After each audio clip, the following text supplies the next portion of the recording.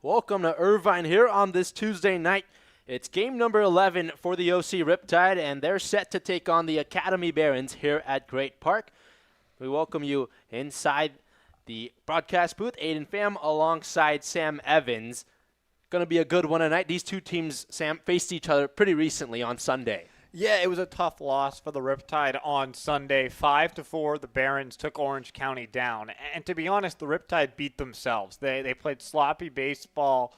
They had 2 errors in the ball game, as well as a couple other plays that really could have and probably should have been ruled errors by the Barons scorekeepers. Gave up 4 runs in the second inning and were pretty much chasing the game from there. So hopefully play some good, clean, fundamental baseball for 9 innings today. And from that point, good things will happen if you can take care of business and get another winning streak going.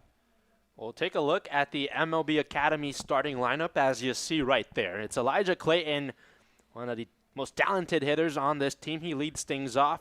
You see down there Mertz, Aguirre, and Del Villar. Nigel Buckley gets a start at designated hitter, and 2 lefties in the lineup. It's Chip Mertz and AJ Sawamura for the Academy Barons. For the defense, for the OC Riptide, it goes Dolan in left, Rogowski in center, Sable is in right field, Nunez gets to start at third base, Curry at short, Connor Barth over at second base, Thomas Cernius, he's back in the lineup, he's at first base, and behind the plate, it's Noah Neufeld doing the catching. Tommy McGuire, Sam, makes his 3rd start of this summer. Yeah, the big righty on the mound for the Riptide.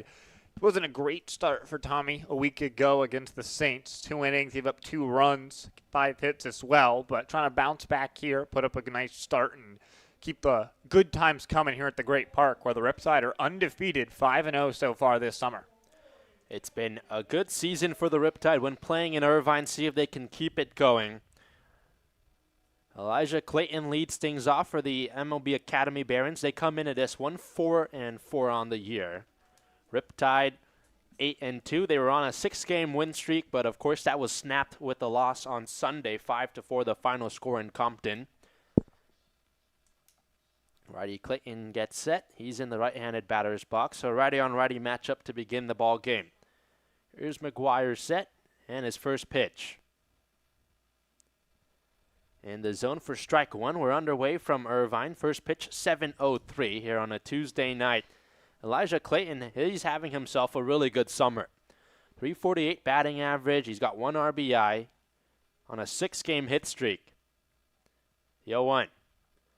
Sent right back into the net, and it's an 0-2 count just like that. Well, back on Sunday against the Riptide, he had a single, but also 3 walks in that game. He stole 3 bases. Every time he got on, it felt like it shifted the Riptide's pitching concerns away from the plate and towards him on the base pass. So it's so important that McGuire gets the first out of the game right here, put Clayton back in that Academy dugout. Ahead in the count, 0-2, McGuire, his pitch. Misses high, it's a 1-2 count. That's a good point you bring up. Trying to keep Elijah Clayton off the base paths. Tied for first in the CCL with the Riptides, Alex Dolan. In stolen bases, he's got 8. He's 8 for 8 on the summer. Here he is with a 1-2 count. The pitch from Tommy McGuire. Off-speed misses down. It's a 2-2 count. That was the sweeper right there for McGuire. They call him T-Sweep over at Grand Canyon University. But McGuire's in the transfer portal, so we'll see where he's headed for his next season of collegiate baseball. 3rd start of the summer for McGuire. You talked about that start last Tuesday against the Saints. His 2-2. Swing and a miss for strike 3. Big strikeout for McGuire to begin the day. Elijah Clayton is retired for out number 1. Great job there from Tommy McGuire. Exactly what you wanted there if you're the Riptide. First out of this game, and keep Clayton off the base paths as he gives some advice to David Aguirre in the on-deck circle about McGuire's delivery. Brings up Chip Mertz, one of 2 lefties. You also got a switch hitter in Antonio Lujan, who typically bats from the left side. Squares up and sends it back into the net, 0-1. Chip Mertz out of Mount San Antonio College, Mount Sac. Had a good freshman year there. He hit .368 with 28 RBIs. No runners on, 1 out. Just began here in Irvine, top of the first. And the Barons would love to strike first against the Riptide. McGuire gets set, his 0-1. Misses down. It's a 1-1 count. Chip Mertz was with the Academy last summer as well. Hit just .222 for the Barons in what was a really poor 2025 season for them. 1-1 from McGuire. It's a take from Mertz and a strike from McGuire. It's a 1-2 count. McGuire just struck out Clayton. There's one away here in the top of the first. Scoreless in Irvine.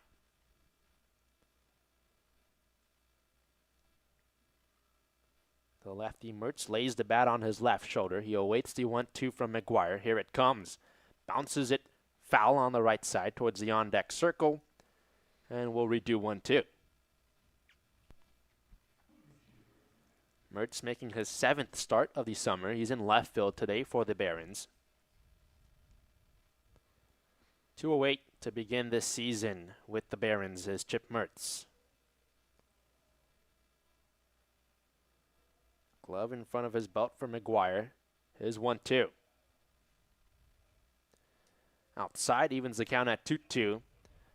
So the Barons won 5-4 in Compton on Sunday. We talked about how it snapped that winning streak for the Riptide, but Barons had 6 hits with 4 walks. The Riptide pitching staff has been excellent all summer, and they're trying to limit the damage that the Barons do today. As the ball is skied up behind home plate, Neufeld removes the mask, and a little tougher than it should have been, but he makes the catch regardless for out number 2. It's been a little bit of time since we've seen Noah Neufeld for the Riptide. The last time he played back on the 10th on Wednesday against the Bombers, so it's been 6 days, but early action for him, and he handles that pop-up relatively well. So there's 2 down here in the top of the first. It brings up David Aguirre.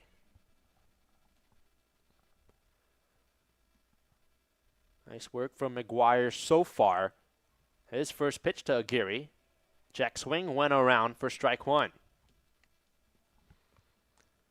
Love if McGuire could give you a little bit of length here if you're the Riptide. Only went the 2 innings against the Saints. If you could work into the 3rd or 4th, that'd be a nice start for the right-hander. McGuire set on the mound, kicks and deals the 0-1. It's outside, a 1-1 count. And you talk about Noah Neufeld behind the plate. He makes his 3rd start. The Riptide undefeated when he starts at catcher. This is the 3rd baseman, Aguirre, here.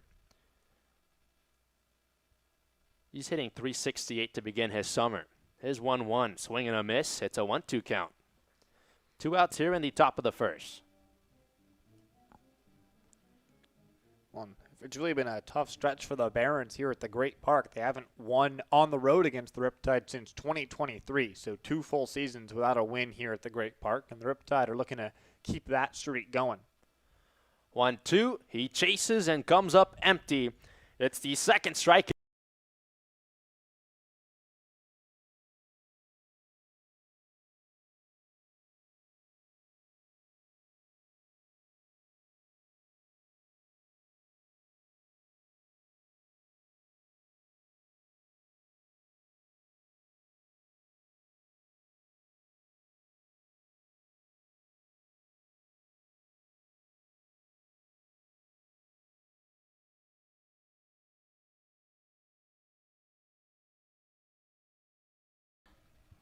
Back here at Great Park, it's the bottom of the first, and the first look at the Riptide lineup today. There you see it on your screen. It's Alex Dolan to lead things off. He's been great on the base paths for the Riptide this season. You got Trajan Rogowski back in there. Keep an eye out for Jarrett Sabo, who has 1 of 3 home runs hit this season for the Riptide. Thomas Cernius has been red hot as of late, and Slater Nunez rounds out the starting lineup for the Riptide. For the Academy Barons, in the outfield, it goes Chip Mertz in left, Sawamura in center, Antonio Lujan gets the start in right. Infield goes Aguirre at 3rd, Clayton at short, Arnold is at 2nd, Del Villar, the first baseman, Ocampo is the catcher, and making his 2nd start of the summer, the lefty Gabriel Lopez. Yeah, Lopez, kind of a shorter frame, especially for a pitcher, just 5'11" on the mound. 6 innings so far this summer for the Academy.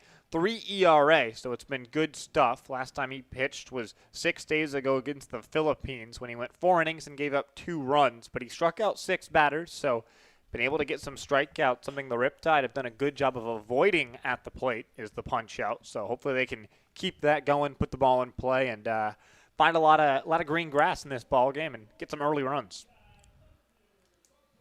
Riptide will look to score first against the Barons here on this Tuesday night. One of the best starts in franchise history for the Riptide, 8-2. It's been a solid summer for them, and they look to bounce back from that loss on Sunday here against this very Barons team. First pitch from Lopez is a strike. It's an 0-1 count. Yeah, I mean, obviously last summer the Riptide started 0-3, so we're already in game number 11 with less losses than we had in the first week, which certainly is a strong start to the summer. It's been so great for the Riptide. Certainly has. You got to love what you see as Dolan fouled that pitch back. It's an 0-2 count. Lopez has 7 strikeouts this summer. He's looking for his first here tonight against the Riptide, who struck out 7 times on Sunday. 0-2 misses outside. It's a 1-2 count against Dolan. Well, Alex Dolan last played against the Saints. He was 0-6 with 2 RBIs, though. A couple sac flies. He struck out once. 1-2 from Lopez. Bounces in the dirt. Evens the count at 2-2. That Saints game, by the way, snapped Dolan's 6-game on-base streak, but we alluded to it, but Alex Dolan, just like Clayton, he's dangerous on the base paths. Yeah, he's 8 for 8. I'm sure he wants to get on and extend or retake his lead atop the CCL. 2-2 bounced on the right side at second base. Arnold has it, delivers to first. Del Villar's there for out number 1. The speed doesn't go away for the Riptide. Trajan Rogowski coming up to the plate here. He was on the Chasing the Rip Current podcast yesterday. He talked about how he and Dolan have a bit of a friendly competition so far. Rogowski's 5 for 6 on stolen bases in just 4 games. Sort of got a late start to the summer for the Riptide. And he's definitely trying to chase Dolan down and take his spot atop the CCL. And he'll like to get aboard here and swipe a bag perhaps. Definitely a guy to keep your eye on if he's able to get on. He's the second batter that Lopez faces. And he takes a pitch miss low and outside for ball 1. So Trajan Rogowski gets to start in center field. It's his 4th start in center this summer. He's hitting .333 with the Riptide. 1-0, bounces low. It's a 2-0 count. What I've been so impressed with Trajan is his patience. 6 walks already in those 4 games that he's played in. Hasn't necessarily been getting a ton of good pitches to hit, but he's been patient and waited for stuff and got on board. Takes the 2-0. It's a strike from Lopez, his first strike of this at-bat. It's a 2-1 count. So we've seen Trajan Rogowski bat first and bat second. This is his 3rd game batting in number 2 hole, and it's a 3-1 count against Rogowski. Talked about, his patience sets him up in good counts to do damage, and if it's not a good pitch from Lopez, he's happy to walk to first base. His 3-1 crushed on the ground to second. It's picked up by Arnold, and he makes the play smoothly over there at first base for out number 2.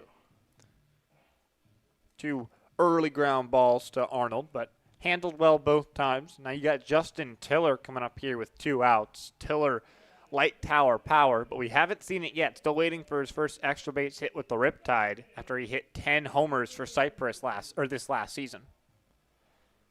Definitely has power in that bat of his. Riptide waiting for him to show it off. Here he is with 2 outs in the bottom of the 1st in a scoreless ball game. Lefty Aguirre with a black glove gets set. His pitch in the zone. It's strike 1 of Justin Tiller. Committed to Texas A&M. He pinch hit against the Barons. He drew a walk on Sunday. Here's the 0-1 from Lopez. Misses down. It's a 1-1 count. The Riptide this year, they're 6-0 when Justin Tiller has started for them. So he's been definitely productive for Orange County. He's hitting .250 with 6 RBIs. A chance to extend his 7-game on-base streak. 1-1 paints the edge of the zone. It's a 1-2 count here. Gets to start as the designated hitter. He's made 5 starts at first base, though. Lopez ready. His 1-2. Bounces low once again. Evens the count at 2-2. Tiller played 44 games at Cypress College this year. He hit .305 there. You mentioned the 10 home runs. Last season, he set the single-season record for home runs at Cypress College. 2-2 from Lopez. It's a full count here against Tiller. Yeah, you talked about the single-season record, 22 home runs in 55 games or so for Cypress. So he's got so much power in the bat. Last summer with the Riptide, didn't have a ton of success, only 2 for 12 in the CCL, but hopefully just needs to break out here. 3 balls, 2 strikes, 2 outs to pitch. Swing and a miss. Lopez strikes out Tiller for out number 3. It's a 1-2-3 inning for the left-handed pitcher. We head to the top of the second. It's Del Villar, Buckley, and Lujan for the Barons.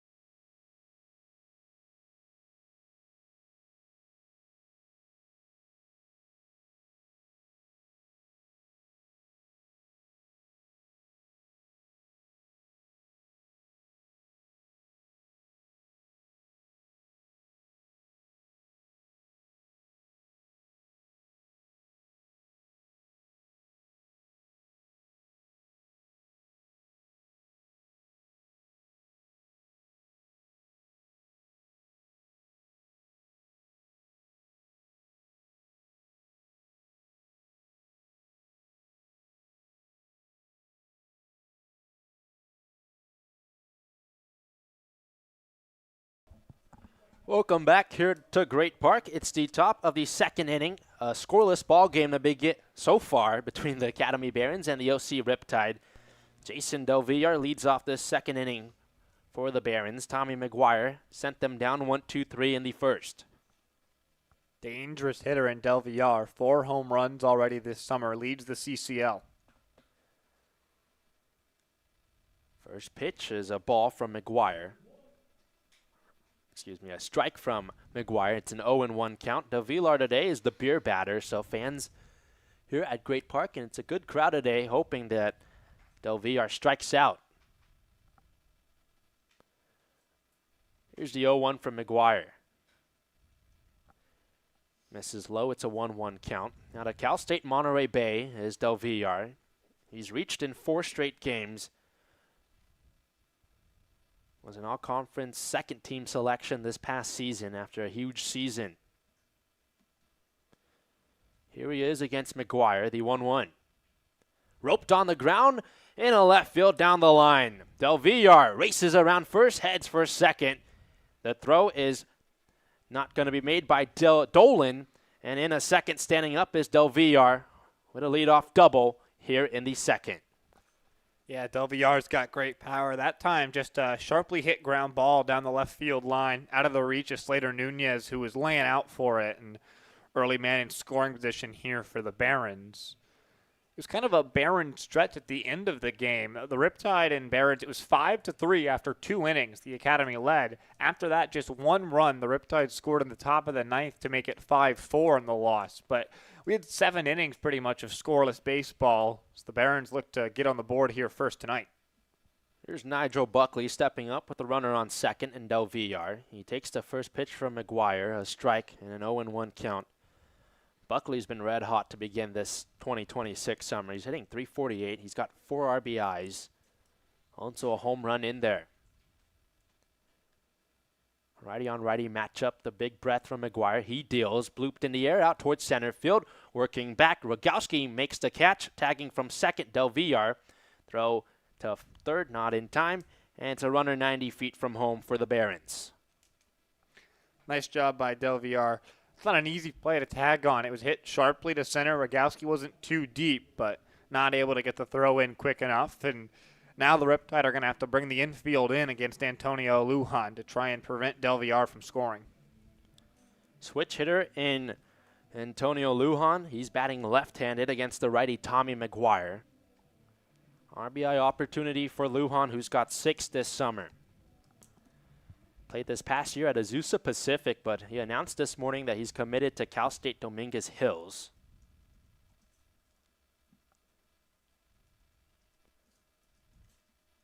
McGuire pitch into the opposite batter's box, 1-0 count.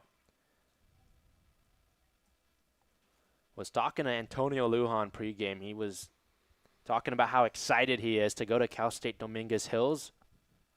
An Orange County native, went to Cypress High School.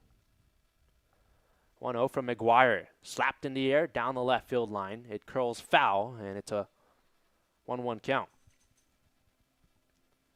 Yeah, Lujan was at the Barons last summer as well. Had a nice year. Hit 287.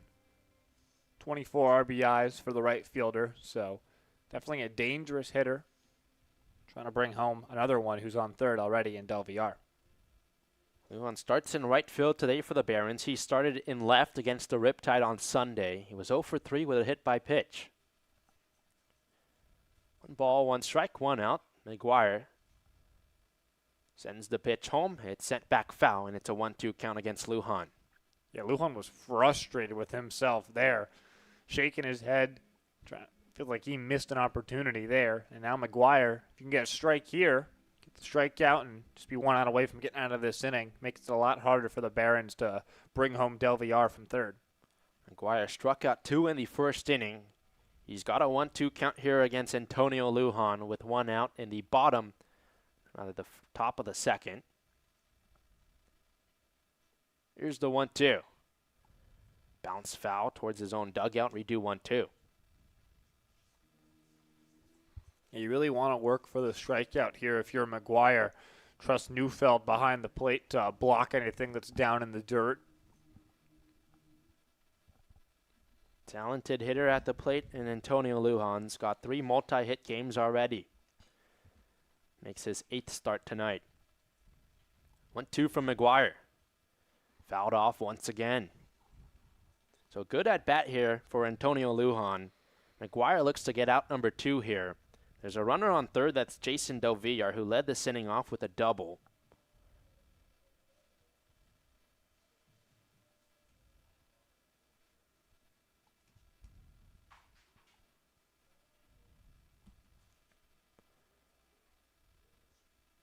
McGuire gets ready, kicks and deals the 1-2. Bouncer up the middle, stabbed by Barth. On his knees, a throw to first, won't be in time. It cashes in Del Villar from third. And Antonio Lujan drives in the first run of the game for the Barons. It's a 1-0 lead. Yeah, it's got to be frustrating. It was just out of the reach of Tommy McGuire on the mound. And great effort there from Connor Barth, but no play to try and nab Lujan, who runs well over at first and allows Del Villar to score as well. So just a tough break there for McGuire on the mound. So still 1 out here in the top of the second. 1-0 the lead for the Barons after the RBI single from Antonio Lujan. Brings up John Arnold, who swings and misses through the first pitch for strike 1. Arnold did play against the Riptide on Sunday. He was 0 for 1 in that game. Spent this previous season at UMass Boston, a D3 program. 0-1 from McGuire. It's low, gets by Neufeld, picks it up, throw to second, is not in time. So Antonio Lujan takes off. He's on second and in scoring position here for the Barons. Yeah, it's a wild pitch there. It really didn't get that far away from Neufeld. The throw beat Lujan down there, but a nice nifty tag there, or nifty slide to avoid the tag from Lujan. And he's in scoring position. 1-1 count against John Arnold, the third baseman. The pitch home, down and outside. It's a 2-1 count against the second baseman. Played in 9 games, started in 1 at UMass Boston this past year. Did a nice job in the limited action, though. He hit .500. Here he is with a runner on second and Lujan with one out here in the second.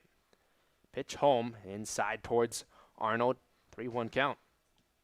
Do have first base open now, thanks to the wild pitch that allowed Lujan to move into second base. So, not the end of the world to walk him and set up the double play ball, but don't want to give the Barons the opportunity for a big inning here in the second inning.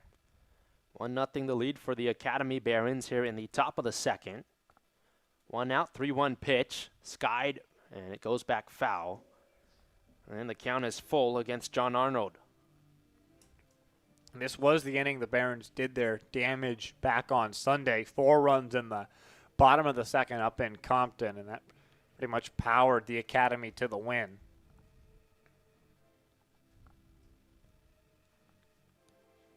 So Tommy McGuire searches for out number 2 here. Isaac Ocampo's in the on-deck circle. Focus for McGuire, though, is on John Arnold. Here's 3-2. In the air, out towards right field. Working over there, it's Sabo who makes the catch. That's out number 2. Tough to fight off the sun over there in right field, but nice job for Sable to make the play. Sable entered the transfer portal yesterday, so he's got new places to go. He was at USC, but headed elsewhere.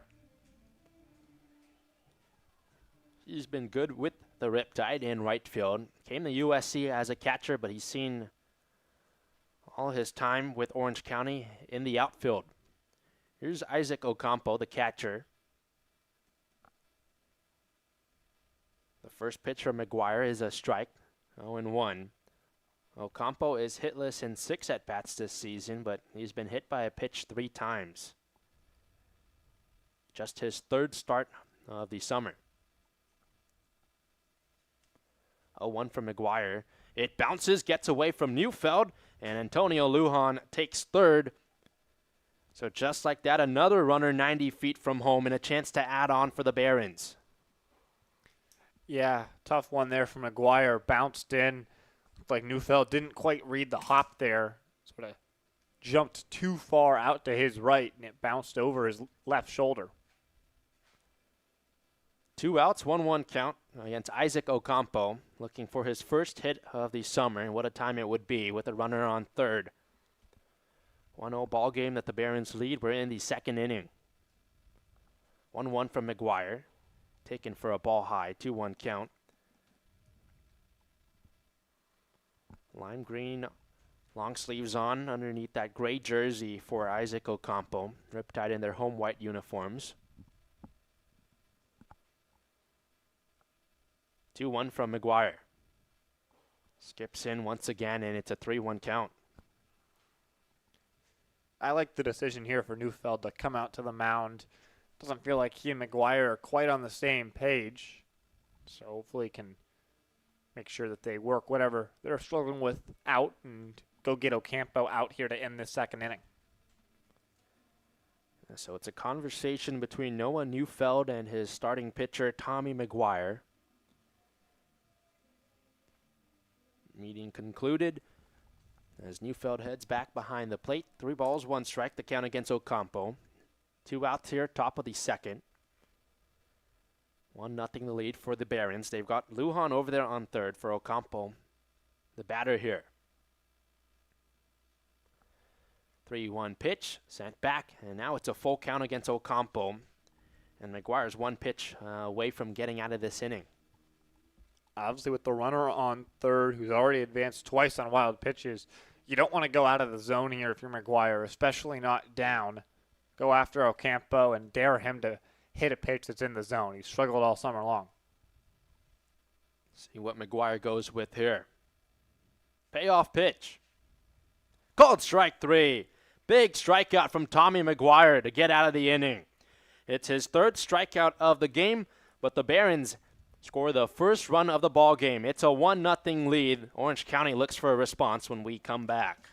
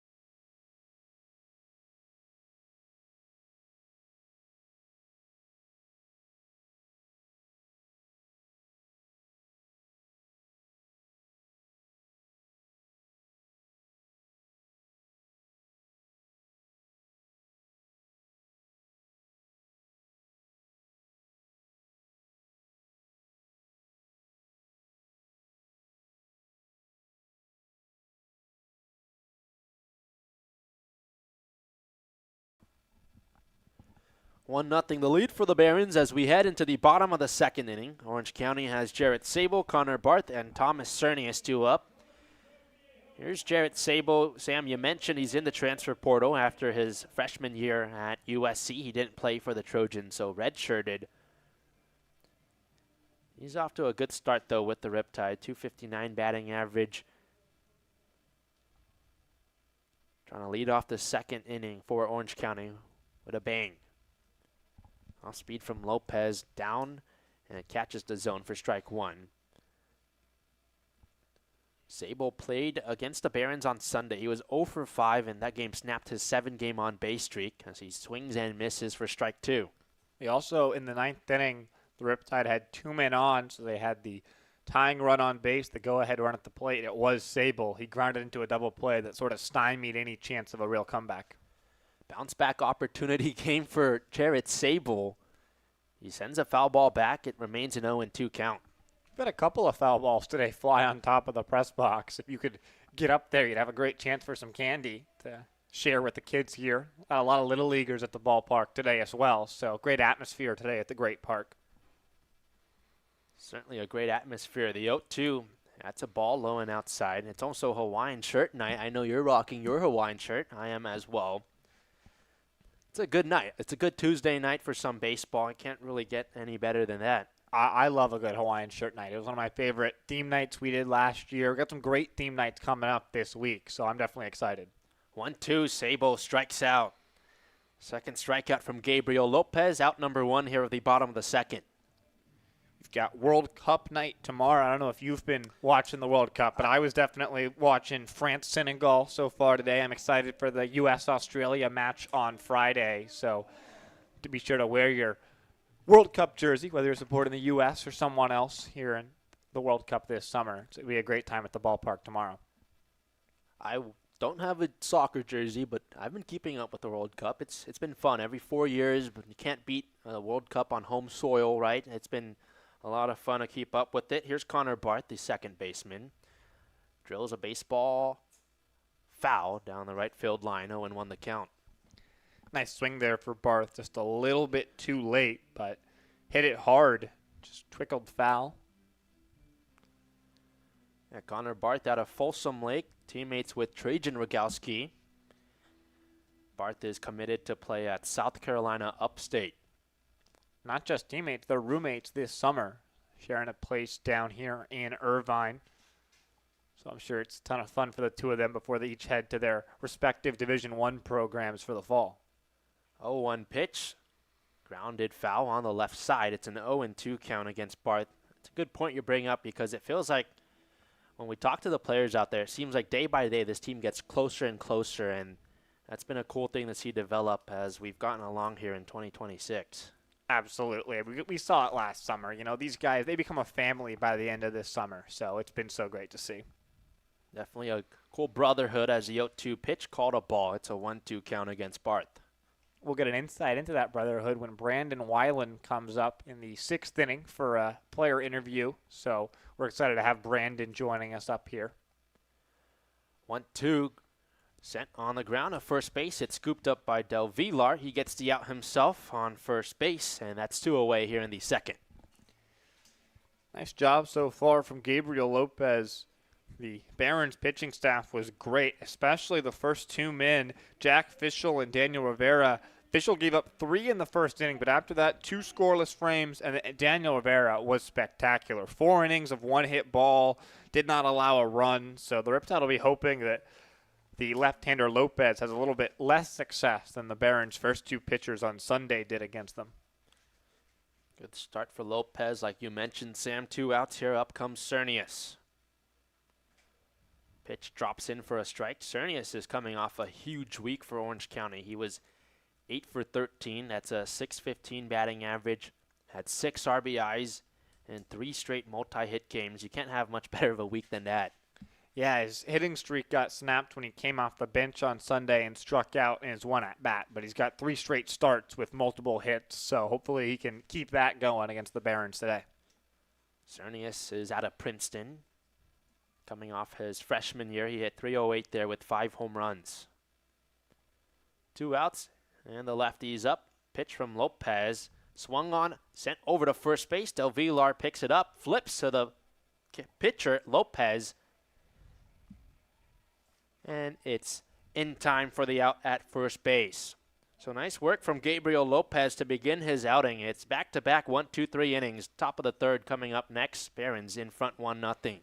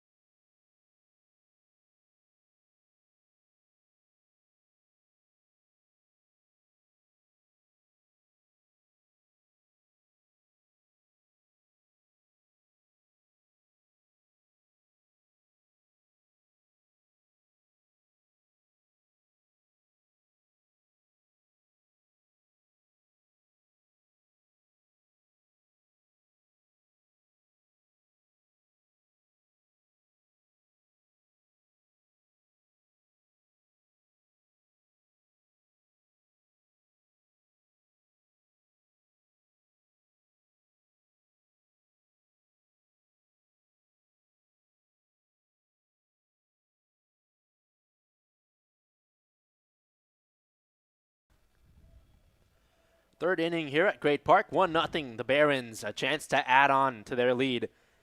They've got A.J. Sawamura, Elijah Clayton, and Chip Mertz coming up. Tommy McGuire is out there for another inning of work. His longest outing this season is 2 innings pitched. That was against the Saints last Tuesday.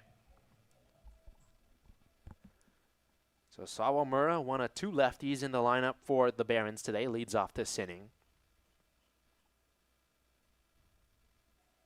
Squares up, pulls it back. The pitch is a ball from McGuire, 1-0 count. McGuire did work with some traffic on the base paths. Was able to get a big strikeout to Ocampo to get out of the inning.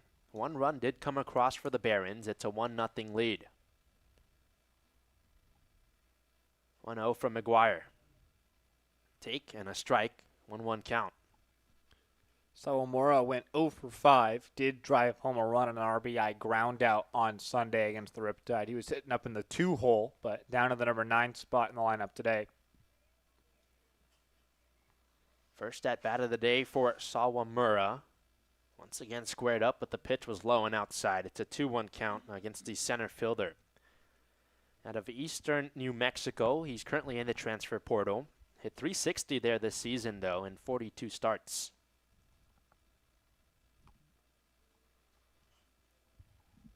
2-1 count against him.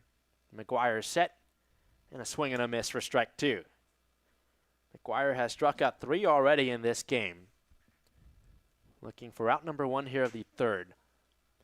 This is a Barons team that is having a really good summer.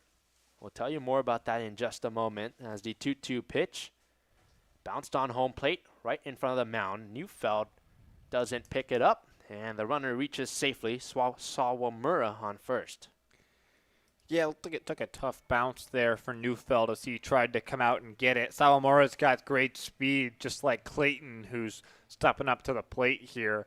2 of them are dangerous on the base path, so Sawamura able to get on to lead things off here after the infield single.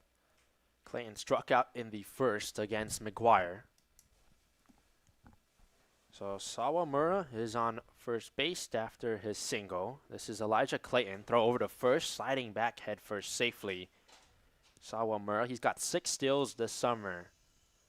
So definitely a guy to keep your eye out for on the base paths. Elijah Clayton would also be a guy that the Barons want to have on base. First pitch, bounced foul left side. It's an 0-1 count. This Barons team, they were 1-3 to start the season, but since then they've won 3 of their last 4 entering tonight. Well, and the only loss was up at Santa Barbara where the Foresters walked them off on Saturday, which pretty much as good of a loss as you can have in the CCL. It's a really tough team, so playing some good ball right now. 0-1 the count against Clayton. The pitch. Waves and misses. It's an 0-2 count, and just like he did in the first inning, McGuire's ahead of Clayton 0-2. Elijah Clayton, the son of Major League shortstop Royce Clayton, who spent 17 years in the Major League, so a lot of baseball history for him. Another throw to first. Back head first goes Sawamura. No outs here in the top of the third. It's a 1-0 lead for the visitors, the Academy Barons. First time that the Barons have played at Great Park this season. You mentioned their lack of success playing here in Irvine. The throw to first, and he got him. Sawamura is picked off at first base. That's out number 1 here of the third. Tommy McGuire was definitely aware of the base stealing threat. Sawamura was leaning, hadn't been all that close the first 2 times that McGuire threw over, but he pretty much spotted that one perfectly. It was exactly where the tag needed to be. All Sternians had to do was catch the baseball, and the tag was already made for him. So great stuff there from McGuire. He races the base runner. There's nobody on now with 1 out and an 0-2 pitch. Skied towards left center. Over there is Rogalski. He makes the grab just high for out number 2. The pickoff, it almost feels like a double play there. Get the 2 outs in the span of about a minute. Now, base is empty for Chip Mertz, who popped out to the catcher Neufeld his first time up. So Chip Mertz, like you said, comes up. Second summer with the Academy Barons. Orange County native. He grew up in Anaheim. It's a lefty on righty matchup. He squared up again, and the pitch missed out side for a 1-0 count. Yeah, we saw that a lot from the Barons on Sunday, where they'd square to bunt and then pull it back. Definitely something that they're like to do. The manager, James Bishop, putting down the bunt sign. 0-1 is taken away. It's a 2-0 count here against Chip Mertz. You talked about the pop-up to Neufeld, the catcher, in the first. 208 batting average.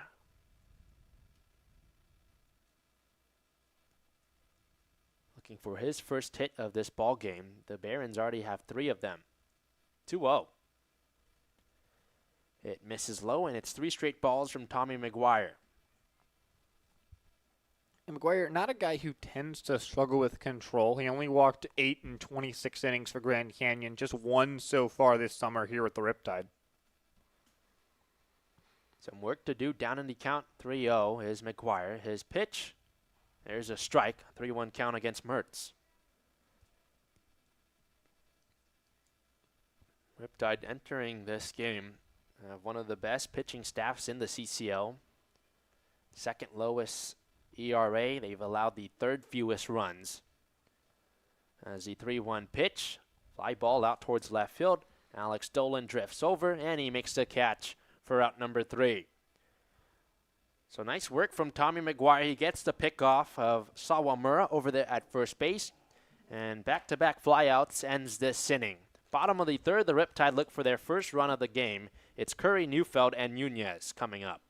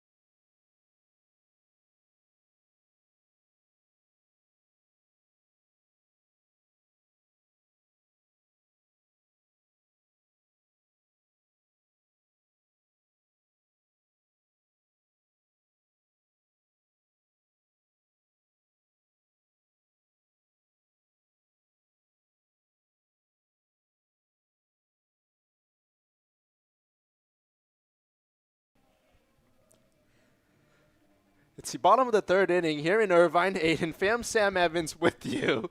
1-0 lead for the Barons. Travis Curry is up. His first pitch that he sees from Lopez is a strike, an 0-1 count.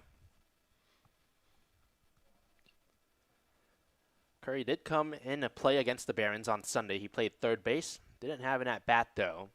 He's down in the count 0-2 against Lopez, who's done a nice job against this Riptide lineup. He's retired his first 6.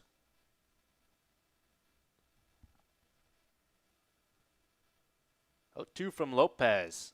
Slapped foul. It's a 0-2 count. Last start for Curry on Saturday against the Saints. It was a busy one. He went 2 for 6, drove in 3 runs, scored 3 runs in the game, had a stolen base, a double. So it's a great day for Curry at the plate. He'll try to keep it going here. He's hitting .217 with the Riptide. Caught a piece of that baseball. Count stays at 0-2 against the shortstop Travis Curry. Out of Cypress Community College, but committed to CSUN.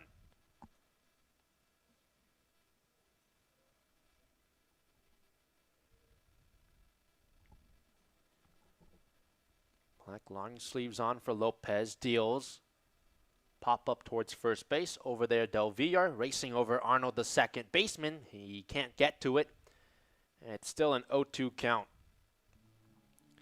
Nice job there for Curry to stay alive and keep battling. Just want to extend this at bat. Lopez has been so good so far, but if you can make him work a little bit harder here, perhaps the left-hander will begin to struggle a little bit. Curry starts at shortstop, his 5th start there. He's also played 1 game at second base this season. He retrieves the bat, steps back into the box, and awaits the 0-2 pitch from Gabriel Lopez. Here it is.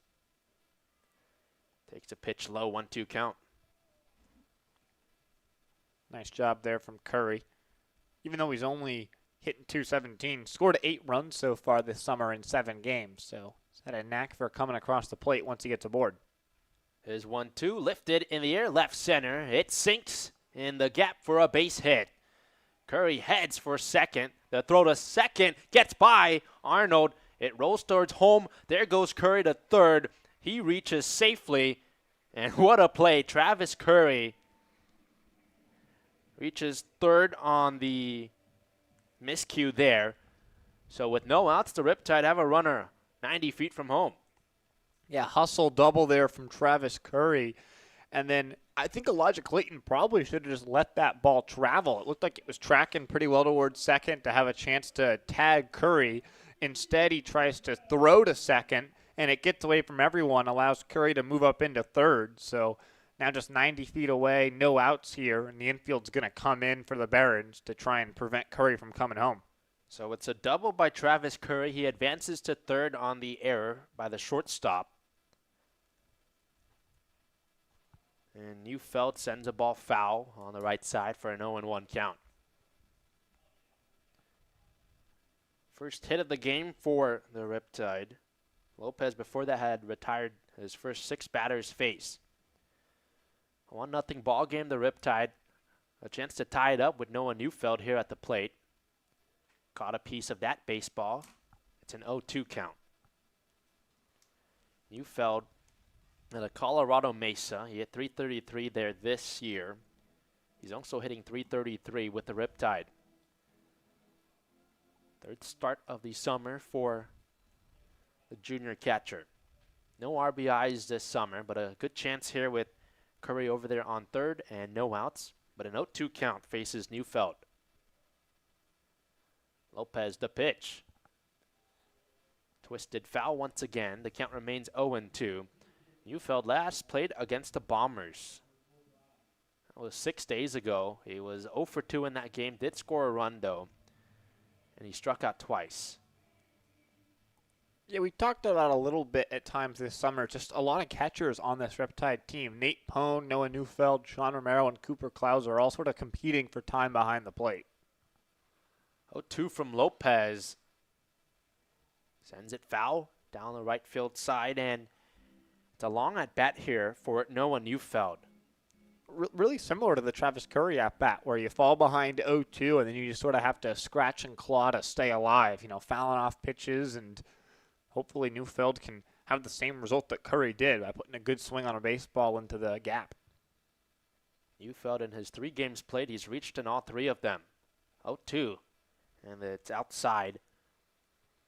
Nice grab from Ocampo, the catcher, and it's a 1-2 count with no outs here in the bottom of the 3rd inning. The Riptide trail 1-0, but they've got a runner on 3rd for Neufeld. Lots of ways to get this run across for Noah Neufeld. The 1-2, and it's called strike 3. So Neufeld strikes out. Looks like it got the inside corner, and that's 1 out here in the 3rd. Yeah, 3rd strikeout for Lopez. Big spot there to get the K, but Slater Nunez still 1 out and runner on 3rd. You just want to make sure you put the ball in play if you're Nunez and give Curry the chance to come home. Neufeld 3 RBIs this summer. 3rd baseman steps up. First pitch from Lopez. In the zone for strike 1. Slater Nunez, he's hitting 190 to begin the summer with the Riptide. But he hit 364 at El Camino this past season, and there's a reason why he's committed to play at Washington. 0-1, and for the 3rd batter in a row, Lopez is ahead in the count 0-2. Yeah, with the infield in, you just want to hit it sharply somewhere and hope that it's not right towards one of these infielders. 0-2 pitch. Way upstairs, and it's a 1-2 count. Slater Nunez last played against the Saints. That was on Saturday. He was 1 for 4 with a run scored, had an RBI, was hit by a pitch, and also stole a base. So talented hitter here for the Riptide. 1-2, lifts it foul into the net. 3-2, 1-2.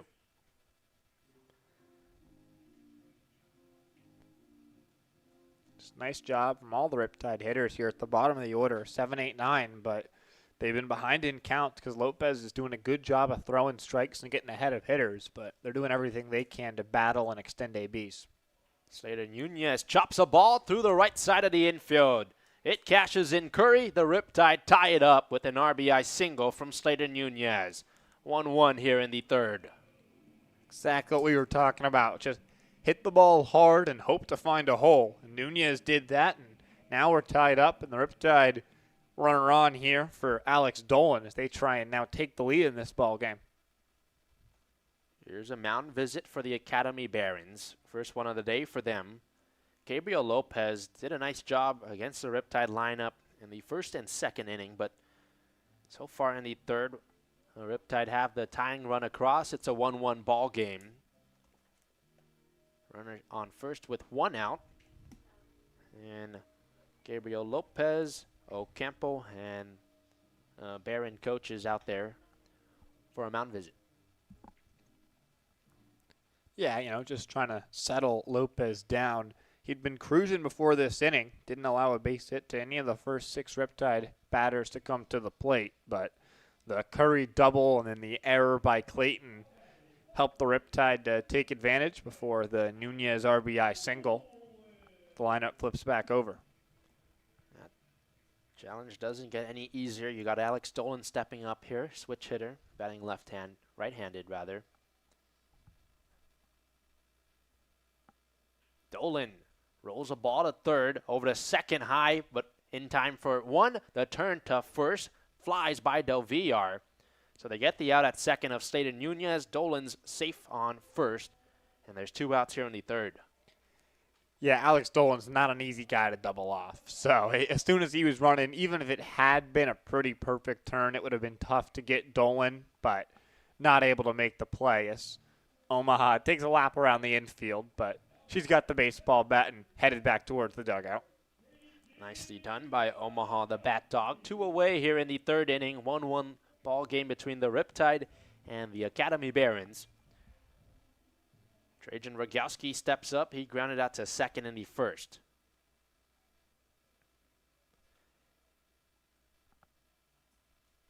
Runner on 1st is Alex Dolan.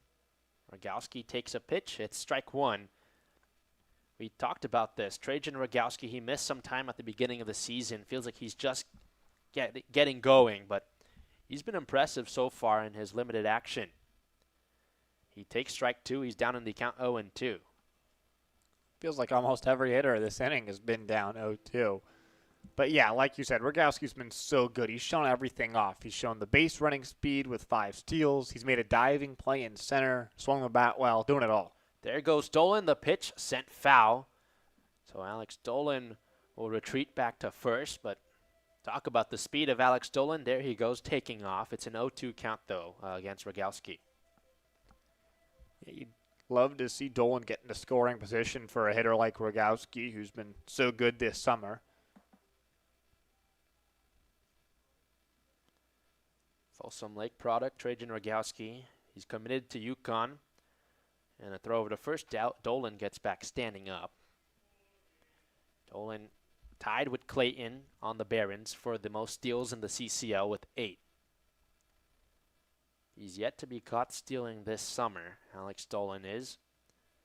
Pitch home, taken for a ball. 1-2 count against Rogowski. Rogowski at Folsom Lake this year was also great on the base paths. He had 32 steals. The previous school record for Folsom Lake was just 20, so he blew it out of the water. Battling here. 2-2 count. He's got it. Trajan Rogowski against Lopez. Lopez looks for out number 3. The Riptide scored the tying run here. That was Travis Curry off the RBI single from Slater Nunez. And the 2-2 got a piece of Trajan Rogowski. It's a hit by pitch. And the Riptide have runners on first and second with 2 outs here in the bottom of the third. A tie ball game at 1. Yeah, off speed there. And Rogowski didn't do all that much to move out of the way there, but nice job there. Make the home plate umpire, Jeremy Gaskin, say that you didn't move, and Gaskin didn't. So that means that Rogowski reaches on the hit by pitch, and now you've got 2 on for the power bat of Justin Tiller. Riptide tied it up, but now they're looking to go ahead. You got Dolan on second, Rogowski on first for Justin Tiller. One of the most talented hitters in this lineup for Orange County. Trying to make his stamp on this game. The throw to second. Dolan gets back, sliding in. Curry led this inning off. He had a double, advanced to third on the error. He was scored by Slater Nunez with his single. Alex Dolan got on. Rogowski was hit by a pitch, and now this is Justin Tiller's opportunity. Pops it up high, out towards left center. Over there is Sawamura, and he makes the catch for out number 3. Riptide, though, do get 1 run. It's tied at 1 as we head to the 4th inning.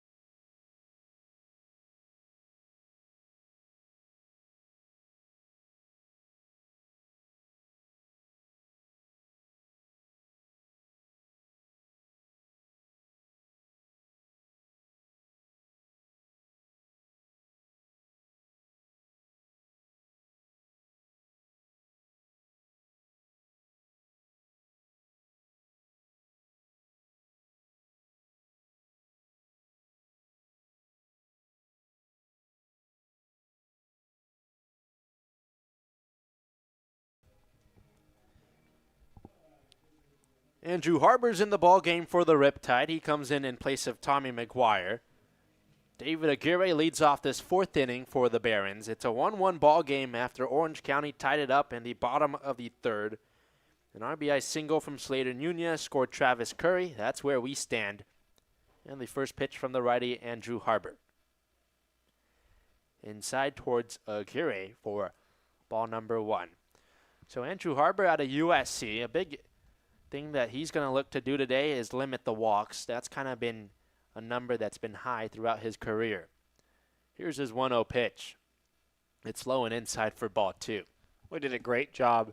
Last outing for him was 4 days ago against the Bombers. He went 3 innings, no walks in that game, no runs allowed either. So did a great job against San Diego. He's going to try to do the same here in a bullpen role. First time we've seen him not be the starter for the Riptide.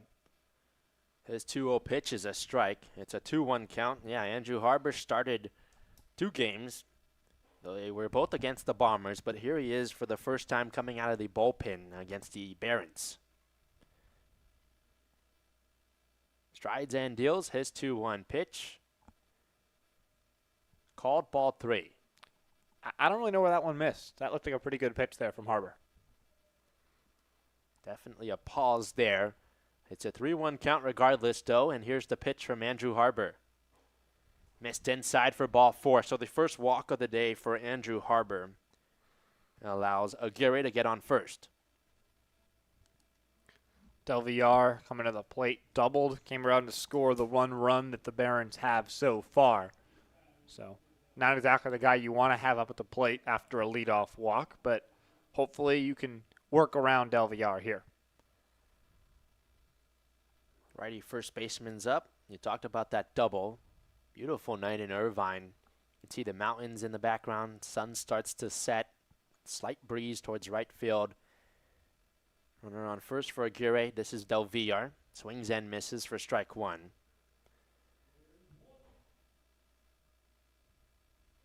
Just got a little bit of pink clouds behind home or behind the center field wall being lit by the sunset here. So yeah, like you said, really pretty here at the Great Park. It always is. Can't beat it. Especially today. Everyone's got their Hawaiian shirts out as well. So cool vibe here at Great Park. The 0-1 sent in the air, and it drops in a left center. Base hit for Del Villar. From first to second goes Aguirre, and there's 2 runners on for the Barons in the 4th. Yeah, another good swing for Del Villar, not trying to do too much, and Andrew Harber's going to have to work hard here. He wants to put up a 0 and keep this game tied at 1. And traffic on the base paths early in his outing for Andrew Harber. Out of USC, but in the transfer portal, this is Nigel Buckley stepping up. He flew out to center back in the 2nd inning. Buckley's done a nice job of reaching. He's reached in every game he's played in this year, so that's a 6-game on-base streak and a chance to extend it. Lines a baseball right into the glove of Rogowski at short, and the throw to second to get Aguirre. Travis Curry makes the play for the Riptide, and that's out number 1 and 2 here of the 4th. That is a great outcome right there for the Riptide. Nigel Buckley scorched that one, but it went right to Curry, heads up to flip to Barth, covering the bag, and get 2 quick outs right here. Del Villar still on first. This is Antonio Lujan. Swings at the first pitch, sends it foul. It's an 0-1 count. I might have called him Rogowski at short, but that's Travis Curry who made the play. You talk about defensive plays. The Riptide have had a decent amount of them this summer, and that one goes on the highlight reel for Travis Curry. I mean, it wasn't really one where Curry had to move too much, but the highlight was being aware to quickly throw towards second. Barth was covering the bag and able to get in there just before Aguirre could slide back. As Harber picks over to make sure Del Villar doesn't move too far off that first base bag. Definitely helps out his pitcher, Andrew Harber, thus Travis Curry. Antonio Lujan had a single in the 2nd. A couple wild pitches had him on 3rd, and the 0-1. Outside, ball 1, 1-1 count. Yeah, of course, that all came with the starter Tommy McGuire on the mound for the Riptide. The final line for McGuire, 3 innings, 3 hits, 1 run, no walks, and 3 strikeouts. So a nice bounce-back outing for the Riptide right-hander. Devier's on first, Lujan's the batter. Andrew Harbour looks for out number 3. It's a 1-1 count. Rolled hard on the ground, a second. Barth has it. And it's over to first. Cernius hauls it in for out number 3. Riptide get out of the inning. No scores from the Baron. It's a 1-1 ball game as we head to the bottom of the 4th inning.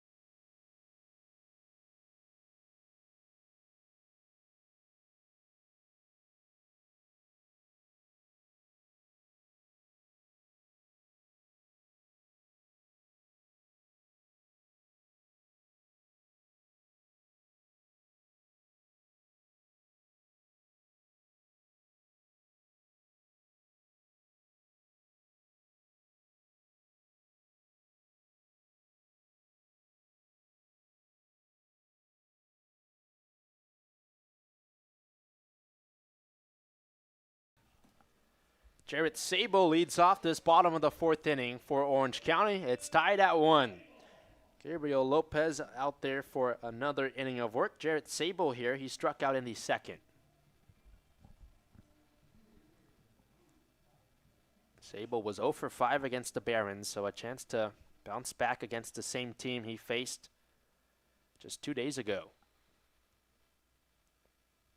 Pitch from Lopez, swing, and he sends it foul towards the Barons' dugout. It's an 0-1 count against Jarrett Sable. Really talented hitter here. He entered the transfer portal. There's no doubt he's going to get a lot of interest. Highly touted coming out of high school, and a Liso Niguel product as the 0-1. Here's a strike, an 0-2 count. And once again, Lopez ahead in the count 0-2. Yeah, the Riptide hitters have found themselves in holes a lot early, but able to at least scratch a run across last inning. Here's the 0-2 pitch. Fouled over the press box, 0-2. That's another ball that's come our way tonight. I'm kind of mad that we didn't get a baseball at Arroyo Seco, but I digress. Yeah, Jackie Robinson Field, probably the best place to bring a ball in. The academy over in Compton. Not bad, yeah. You could get a baseball there if you got lucky with a bounce. 0-2 skips in. It's a 1-2 count. Impossible here at Great Park because we're in a booth. Nothing's impossible. The baseball could theoretically bounce through several open doors, develop the ability to walk. You know, anything's possible, Aiden. You know, I would love to see that. 1-2 count here against Jarrett Sable. Pitch from Lopez, swing and a miss. Sable strikes out for the 2nd time today. It's the 4th strikeout for Lopez and out number 1 of the 4th. Yeah, Lopez fooled him there. Sable was way out in front of the off speed. So nice pitch for Lopez as he continues to work efficiently and effectively through this Riptide lineup. Up comes Connor Barth, third baseman. He grounded out to first in the 2nd inning. Barth started at shortstop against the Barons on Sunday. He gets to start at second base today, and he takes a ball for a 1-0 count.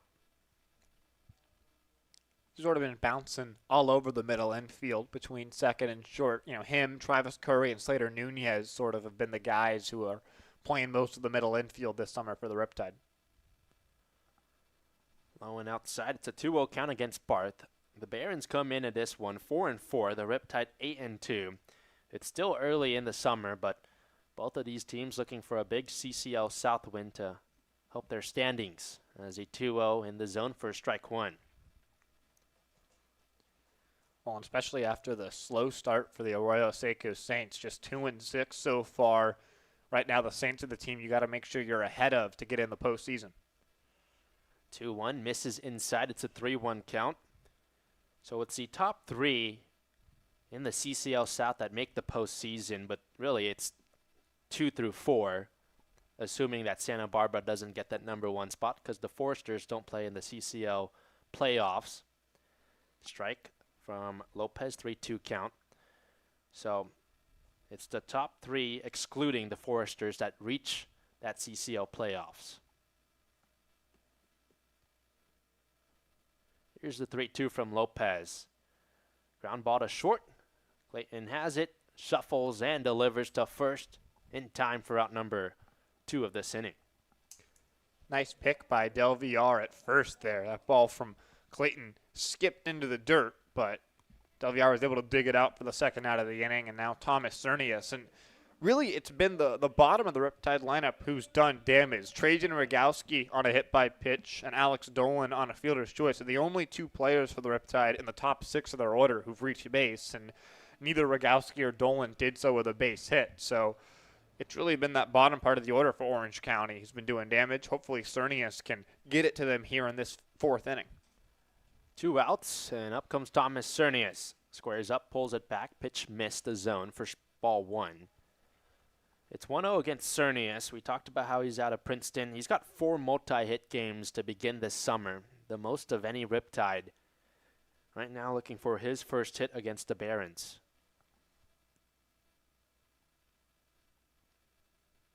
Hovers that bat over his left shoulder. The pitch from Lopez waves and misses Cernius.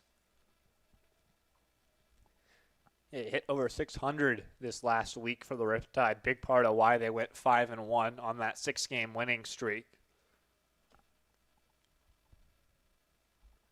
1-1 from Lopez. Another swing and a miss. 1-2 the count.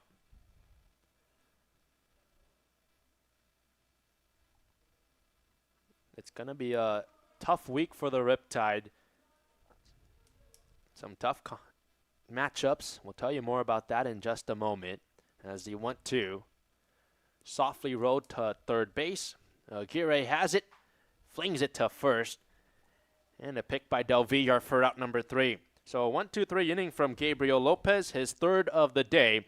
We head to the top of the 5th inning in a tie ball game at 1.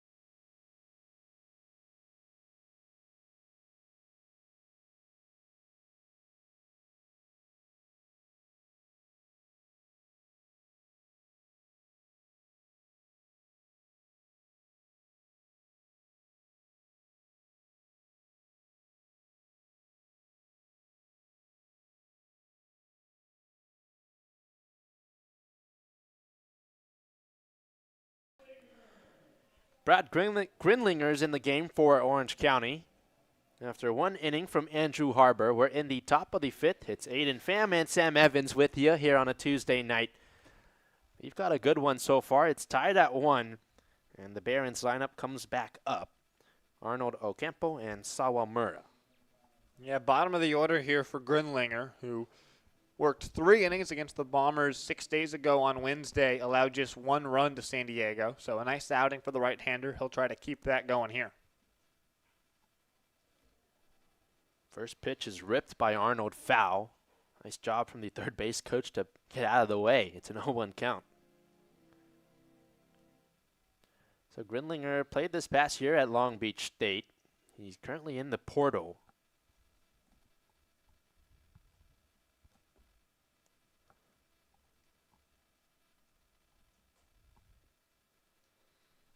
It's an 0-1 count against John Arnold.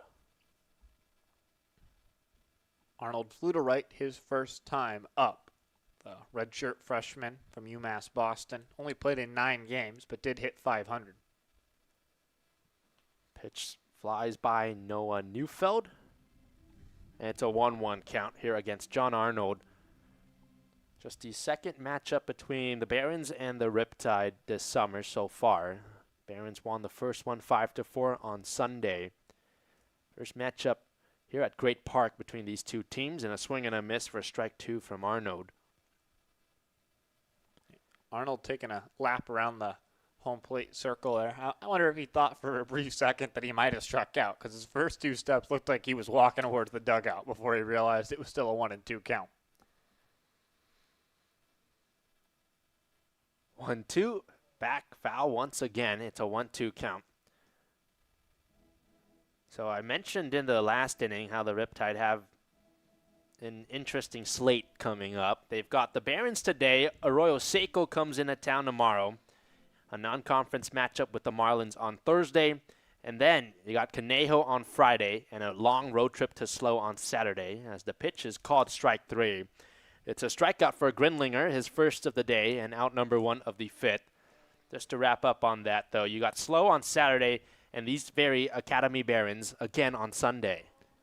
Yeah, I think it's really important for the Riptide to, battle against these teams. You've played a lot of games against the affiliate teams, the Bombers and the Waves so far. You're 8-2, but you're 5-0 against the affiliate teams, 3-2 against non-affiliate teams, and it's important to be able to beat the best. And so the Riptide will get their opportunity to sort of prove themselves against the best of the best here in the CCL this week. And it starts with a game here against the Barons that's important to win. Definitely an important one to win. 0-1 to Ocampo. He takes ball 1, a 1-1 count. Yeah, the Riptide's 2 losses this season have come to the Barons on Sunday and Conejo. About a week and a half ago. It's a 2-1 count here against Ocampo. And obviously Slow is a CCL North team, but the Riptide do play them. That's always a tough but fun one, right? It's a long road trip. You get off the bus and you got to play baseball, but the atmosphere is unbeatable as the pitch misses low. It's a 3-1 count. Well, recently the Blues have been unbeatable. They've won 9 in a row, 10-2 so far in the season. So glad they're in the North Division and we don't have to play them as much as we'd do if they were in the South like they used to be.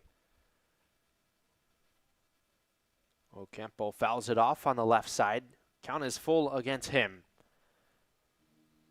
And the Blues and the Riptide, top 3 in the recent CCL Power Rankings. You got the Foresters in there as well. So that's going to be a very fun one on Saturday.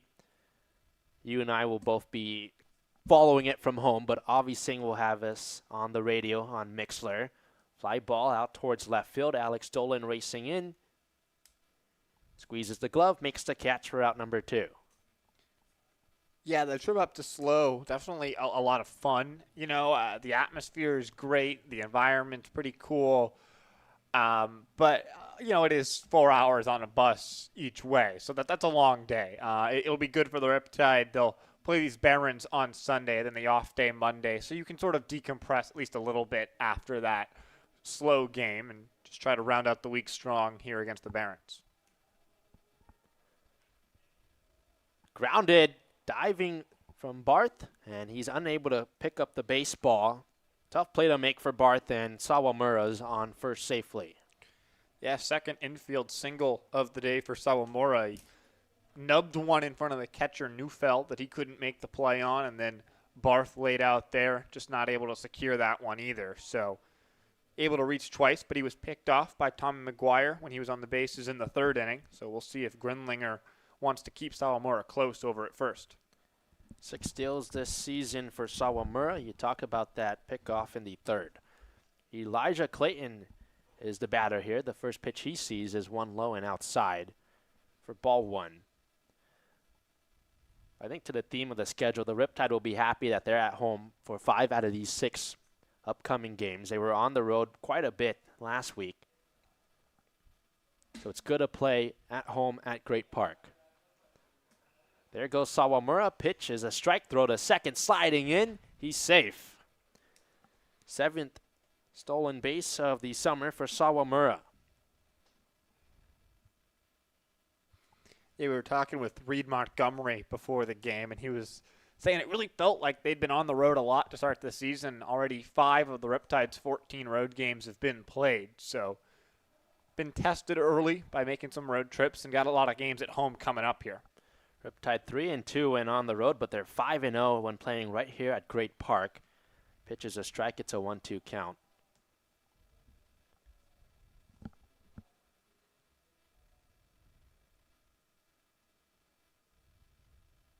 One ball game here in the top of the 5th inning between the Riptide and the Barons. Runner on second, Sawamura. Pitch home to Clayton.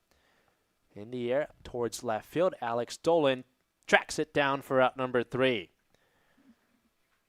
So it's no runs on 1 hit and 1 left on for the Barons. We head to the bottom of the 5th inning, and Sam Evans takes over play-by-play duties.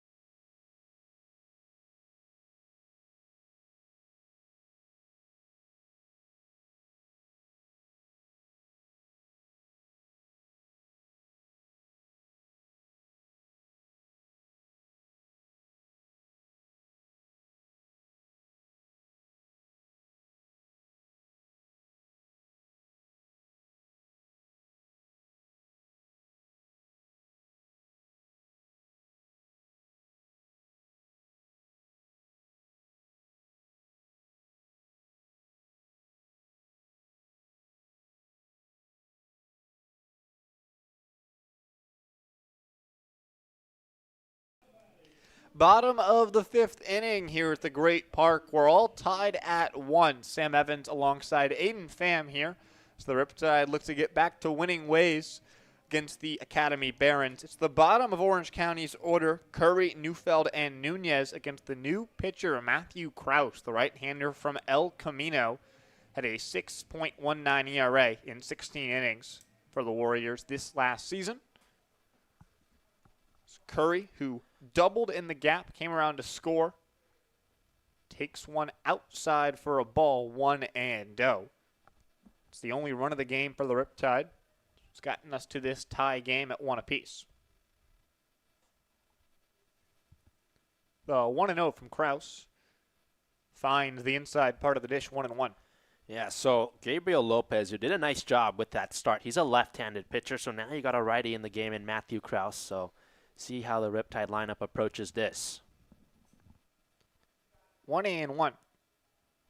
Down and in, 2-1 count. Just 3 lefties in the lineup today for the Riptide. Tiller, Sable, and Cernius.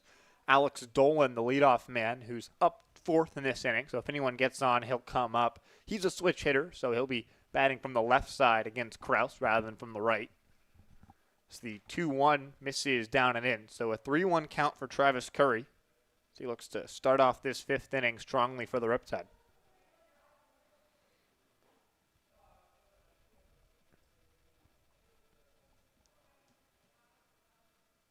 Three and one.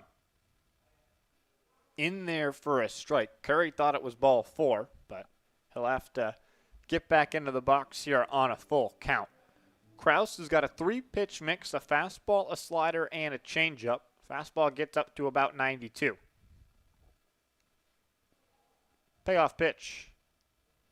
Inside, that one is ball 4. So Curry works the leadoff walk, and now 1 on with nobody down here for Noah Neufeld.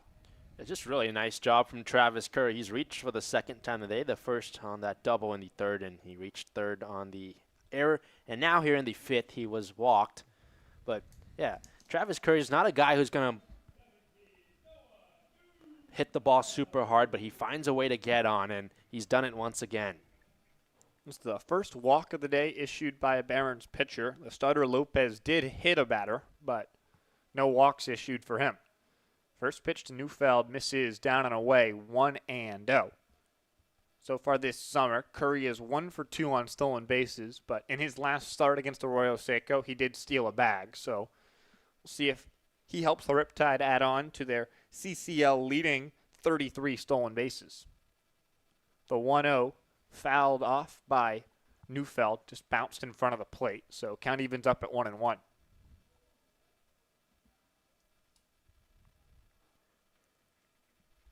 And Neufeld, limited sample size, but has definitely been efficient. Good spot for him to come up with a runner on here. Struck out looking in the 3rd inning on a close pitch. Didn't like the call, but a 1-1 swings through that one, 1-2. It's like Curry sort of started and stopped over there at first base, but ends up staying put. Definitely bouncing around. He's got the speed. He's a shortstop and a really athletic guy. He's on first base. So Neufeld down in the count, 1-2. Curry still dancing on first, and they throw over because the pitcher Kraus noticed this well. Del Villar's holding him on, so a vacated right side. Neufeld can take one the other way. A lot of space between Del Villar and the second baseman Arnold, who's playing close to the second base bag. Swing and a miss, strike 3. Second strikeout from Neufeld. First from Kraus since entering this ball game. And now Slater Nunez on to face his collegiate teammate from last season. They both were at El Camino. Nunez committed to the University of Washington. But they were both at El Camino together, so Kraus knows how good Nunez is after hitting .364, had 7 home runs in 45 games for the Warriors. First pitch to Nunez, bounces down in the dirt, 1-0. Yeah, these matchups are always fun, right? They're both going to be at different schools, but they played with each other in the past, like you mentioned, and right now they're on the opposing team, so locked-in face for the pitcher in Matthew Kraus.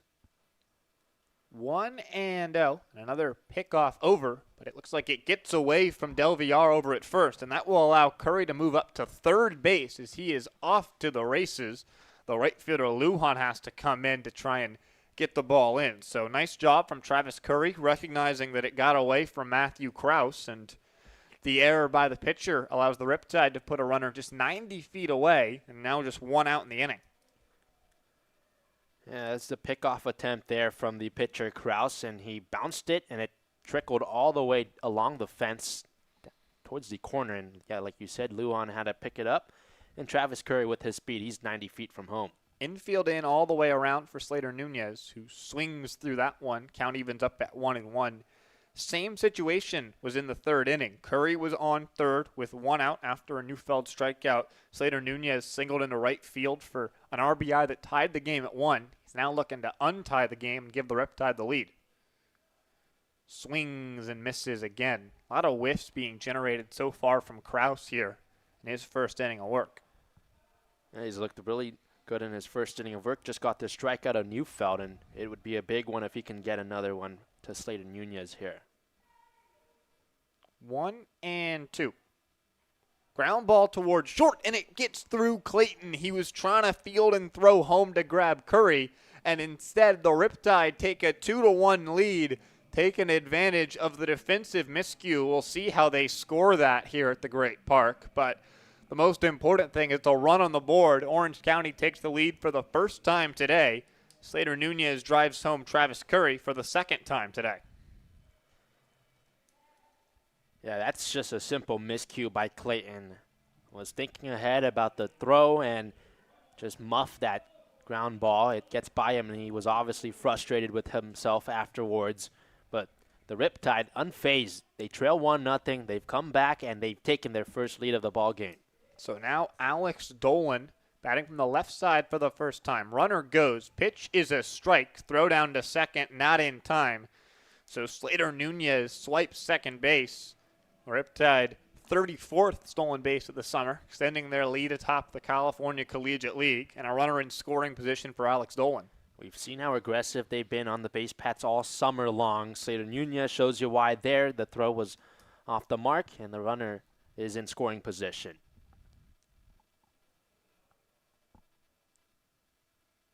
And that one up and in for a ball. So count 1-1. Stolen squared and then brought the bunt back. And the second time the Riptide have capitalized on Barron's misplays. Curry made his way to third on an error that allowed the Riptide to score in the third inning of this game. And then the throwing error by the pitcher Krause was crucial in allowing Curry to move from first to third. Comes around to score on Nunez's single, but obviously a misplay by Clayton there as well. So after a game on Sunday where the Riptide were sort of the ones who were making errors and making defensive misplays, instead it's Orange County taking advantage of the mistakes by the Barons. That one's laced into right field. It'll get down for a base hit over Arnold. The runner will be held. Nunez has to stop at third, but runners at the corners now for Orange County as Dolan laces one to right field. The Riptide looking to put up a big inning here in the fifth. Nicely done, Alex Dolan. Flares it in a right field. First hit of the ball game for him, and Riptide are in business. Runners on the corners, one away, and that prompts a mound visit. Want to talk things over here. If I was the Barons, they want to make sure that Matthew Krause is okay after it's been a rough outing for him. Hasn't had a ton of help from the defense behind him as well. Yeah, 2 errors already in this inning. They've been costly. You saw Travis Curry just score, but the Riptide have Nunez over there at third. Alex Dolan just reached with his hit. And Trajan Rogowski coming up. And not the guys you want to have up here if you're the Barons. The Riptide, absolutely the guys who you want to have up. Heart of the order, Rogowski, Tiller, and Sable, 2, 3, 4. Haven't done a lot so far today. That was all against the starter, Lopez. But as they're taking their third at-bats, big opportunity for the Riptide to take a bit of a commanding lead in this game if you can put up a big number in the bottom of the fifth. Already up 2-1. Trajan Rogowski's 0 for 1 today. Hit by a pitch last time up. Dolan on first, runs immediately. The catcher, Icampo, does not even think about trying to stop Alex Dolan from stealing his 9th bag of the season. That puts him back alone by himself in first base in the California Collegiate League. So now runners on second and third as the infield comes in here for the Barons. Pitch was a strike, so nothing in 1 to Rogowski. He fouls it back 0-2. It's the first time it feels like that Krause has gone ahead 0-2 against the Riptide. Now Now he's looking for that put-away pitch. The pitch to Rogowski misses down and in. It's a 2-1 count. I think they may have ruled the first pitch, the one that Dolan ran on, a ball. Some confusion here with the scoreboard. But it is indeed a 2-1 count here at the Great Park, because the infield's in all the way around. Rogowski trying to come through for the Riptide. Pitch misses high, 3-1. Do have first base open. It's the Barons perhaps willing to take their chances with Justin Tiller and try and induce a double play ball. Because of the fact that Clayton and Arnold are sort of spread out away from second base, Alex Dolan has a massive lead. He's doing a great job of getting a big secondary lead as well, but he's halfway to third base by the time the ball gets to the plate here. The 3-1 fouled off on the check swing from Rogowski. Would have been ball 4, but instead it's a 3-2 count. Yeah, just caught the bat of Trajan Rogowski there. He knows it, but it's a 3-2 count and an opportunity for the Riptide to load up the bases or Rogowski to do some damage. Big pitch right here for Matthew Krause. Trying to limit the damage for the Barons. 3-2 inside, ball 4. And the Riptide are going to load the bases with just one out and Justin Tiller coming to the plate. Well, Justin Tiller, he's due, that's for sure. He's coming up. You got the bases loaded for him. Not a situation you want to see if you're the pitcher on the mound. Tiller so far today is 0 for 2. Strikeout and a flyout. Getting for his first big hit with the Riptide this summer. Against the Malibu Marlins last summer with Orange County. He had a walk-off double to dead center field. Love to find a gap here for his first extra base hit with the Riptide this year. Pitch is a strike, 0-1. Krause trying to get out of this jam, use a double play ball. Tiller, not exactly the fastest member of the Riptide, so is a good opportunity for the Barons to try and turn 2 if you can get a ground ball. 0-1. Outside, 1-1.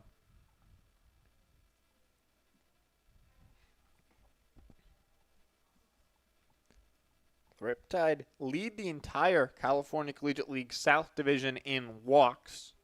Another walk here for Tiller would force home a run and extend the lead. The 1-1 swing and a miss, fouled back, 1-2. It's been a tough first inning of work for Matthew Krause after Gabriel Lopez had a really good start for the Barons. Right now he's trying to find a way to get out of it. It starts with Justin Tiller, though, here at the plate. The infield coming back now, especially if they're trying to turn the double play. So Dolan not able to have as much of a lead as he had before. The 1-2, up and in. Tiller has to duck his head out of the way. Count evens up at 2 apiece. In middle part of the order here, no easy matchups for Matthew Krause with the bases loaded. Such a critical part of the game, though. Orange County already up 2-1, having scored earlier in this frame, but you'd love to extend that lead. 2-2, fouled back off the netting over by Jarrett Sable, who makes the catch in the on-deck circle. It's a nice catch. Handled it well off the netting. The inning gets to Sable. He's 0 for 2 with 2 strikeouts today. He'd love to make up for it, but first, Justin Tiller. Krause with a long pause now has a pitch that he likes. 2-2 again. Strike 3 called. Got him at the knees. Tiller absolutely hates it. But a massive strikeout for Matthew Krause, his second of the inning. So now 2 outs. The bases remain loaded for Jarrett Sable. But everything gets so much harder for the Riptide with 2 down in the inning. That's a big strikeout first off from Matthew Krause. Obviously you saw Tiller there, doesn't agree with the call. But now this situation is a lot easier for Matthew Krause. Bases loaded, but you still just need that 1 out. And Jarrett Sable, who struck out twice today so far, he's up.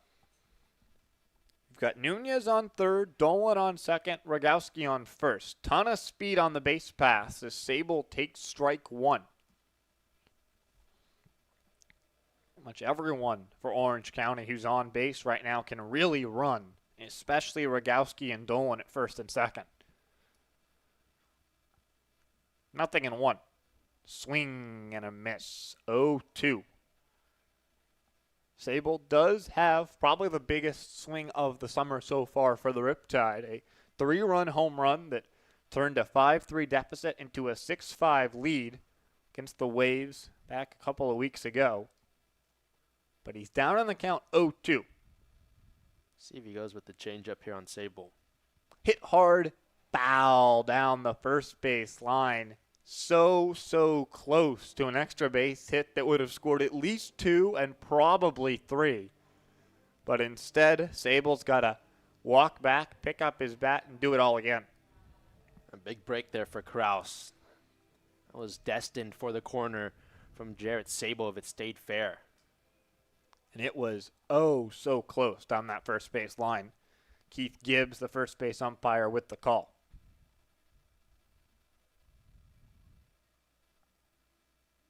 0-2. Taking high, so 1-2. Seen Kraus get ahead in the counts. He's already got 2 Ks in the inning, but 2 walks as well, so he's been wild. 1-2 count. That misses down and away. Kraus thought he'd gotten out of the inning. The catcher Ocampo thought so too. So after Justin Tiller was called out on strikes, home plate umpire Jeremy Gaskin calls that one a ball to even up the count at 2-2. And pretty much everyone at the Great Park unhappy with the umpiring crew for one call or another. So the 2-2 to Jarrett Sable.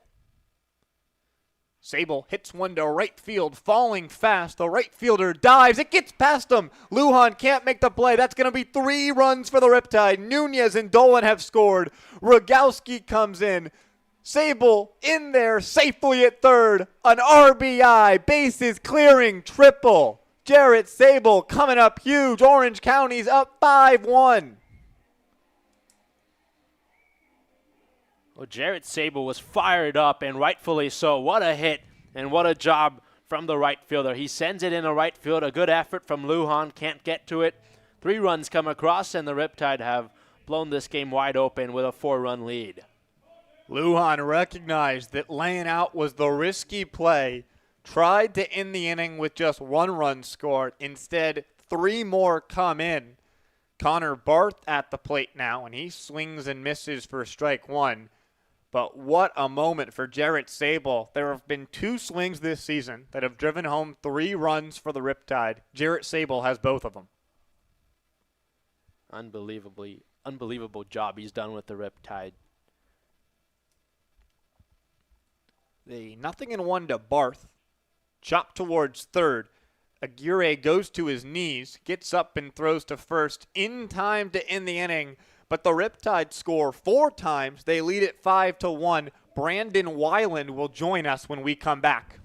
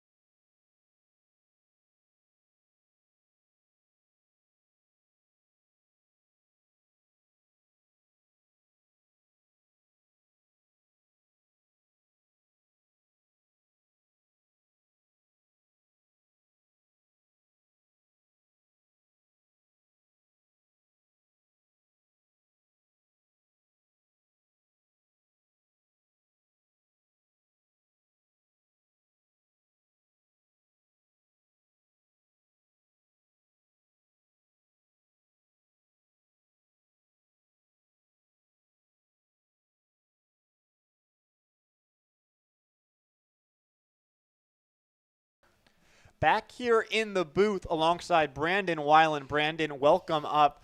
How's it been so far this summer here? It's the Riptide taking a 5-1 lead. You were talking about the Jarrett Sable triple with us just a second ago. Yeah, this summer's been fun.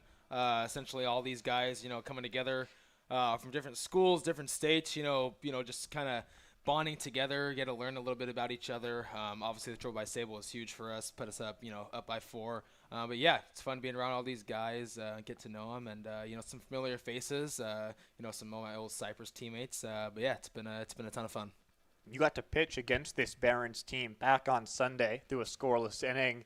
How was it for you against this lineup? Yeah, definitely a tough lineup to face. They got some competitive bats in there. They put the ball in play well. They battle in the counts, get deep in counts, and definitely a good team to face. You talk about being at Cypress. We talked to Tommy McGuire about his time at Cypress and just how that program has helped him. What was your experience there, and how did it prepare you to move on after that? Yeah, definitely best decision I made in my life. Coming out of high school, wasn't really sure where I was going to go. Didn't really, what. Obviously, the goal is to go Division I. That's every kid's dream. But yeah, definitely going to Cypress was awesome. Under the head coach of Anthony Hutting and Scott Pickler. Obviously got to be coached by Coach Grant and Coach Ramos. It was awesome. Just the camaraderie we had, the depth we had in the pitching and the lineup. It was awesome. Definitely one of the best teams and most funnest teams I've ever been a part of. So it was awesome. Yeah. And you mentioned how much fun you're having here. I got to ask, who's the funniest guy down there? Oh, that's a tough question. You go to Sable, you go to Tommy McGuire. I'd probably got to say going to Sable. Sable is definitely a funny guy, always having a smile on his face. Always that guy you kind of come around and you just instantly know he's going to say something funny or it's just going to be something positive coming out of his mouth. So, yeah, definitely, Jared Sale is definitely one of the funniest guys down there in that dugout. Well, he's definitely such an easy guy to root for because, you said, he's always got that smile on your face. I mean, you pretty much always have a smile on your face, too. So. I try to. That's that's what you got to do. You got to always be positive and, things always don't go your way, but it's how you respond and how you bounce back, so. Foul tip into the catcher's mitt there for Mert. So out number 1 for Brad Grinlinger. How much have you gotten to talk to Brad so far this summer? Obviously working in the bullpen alongside him. To be honest, haven't really talked to him much. Competitor on the mound, great arm to have. Haven't really gotten to talk to him much, but when I have gotten the chance to talk to him, very open-minded, always trying to pick people's brains. Everyone works differently. Everybody has different mechanics. So, like I said, definitely a guy I'd like to talk to more, but the talks I have had with him, they've been great. One out single there for Aguirre as he lines one into left field, but Dolan gets it in quickly. As Orange County still trying to protect this 5-1 lead here in the top of the 6th. Brandon Weiland up alongside us. Brandon, I know that you're not just a pitcher. You've mostly been a pitcher at Utah Tech, but you hit a little bit at Cypress. We've seen you taking BP a couple times. How much do you enjoy with the bat in your hands? Like I tell everyone, I love it. Like, I don't really like the term PO, it's kind of a little offensive for me in some cases. But no, I love it. It keeps me active, keeps me going. I always try to get on the field any way I can. If that's a pinch hit, if that's pinch running, I pinch ran a few times in our conference tournament during the end of the season. If it's a defensive replacement, I'm just always trying to get onto the field any way I can. So I enjoy it. I love it. Keeps me active, keeps me going, and I wouldn't do it if I didn't think that I could help a team or produce. So I love it. It keeps me going, and I enjoy every second of it. You're here with the Riptide this summer. You're an Orange County native. What's that feeling like to come back home? You play with some guys maybe you grew up playing with.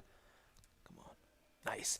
It's awesome. Being back home, being away for my first time last year in St. George. Don't get me wrong, it's awesome living on my own, kind of maturing in the way of doing things by myself. But coming back home is awesome. Getting to spend time with the family.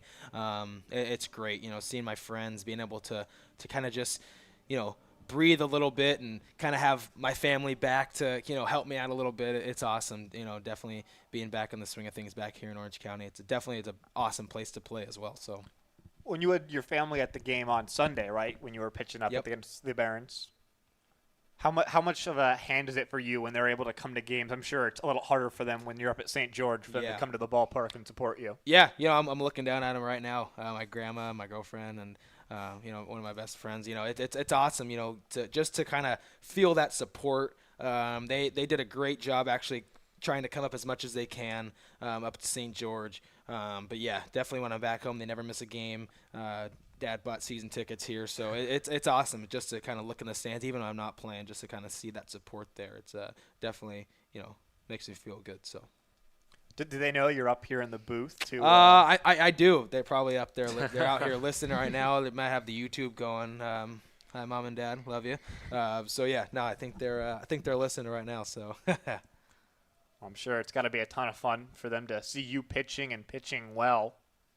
You're with the Riptide so far this summer. You're here the whole summer, right? I know a lot of guys are only here for part of it, but yeah, I'll be here the whole summer, and then head back up to St. George after. Able to advance to second base there, stolen base for Aguirre. Neufeld not able to grab that cleanly. How much of a challenge is it for you? We've seen 4 different guys play catcher for the Riptide this summer to sort of adjust to these new catchers, and you have to figure out how to form that relationship with them. Yeah, definitely. You like to kind of have that one guy you pitch to, but obviously that's not how it works. Once you get to the next level, you're never going to know who you're going to get to catch. So it's just kind of a before the game kind of thing where you're going to get that connection with them.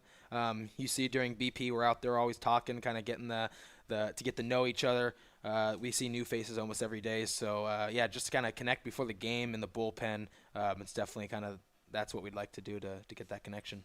Skied out towards right field. Cerny, as the first baseman, gives chase and makes the catch down the right field line to end the inning. Well, thank you so much for coming up with us, Brandon. Guys. It was great to have you up in the bullpen. Appreciate up you in the guys. booth, pardon me.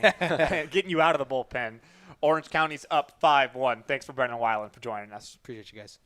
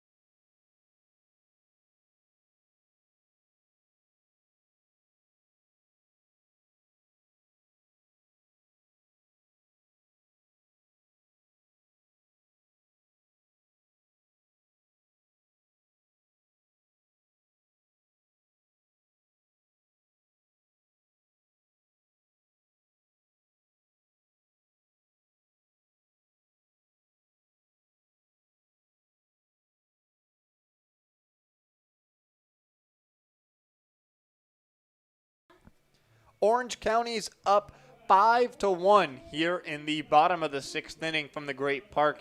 Brandon Weiland just joined us up in the booth. It was so great to have the Riptide right-hander up, but just back to a normal routine baseball broadcast here as Thomas Cernius, Travis Curry, and Noah Neufeld 6-7-8 against the new pitcher Jared Galang, the right-hander from Fresno State.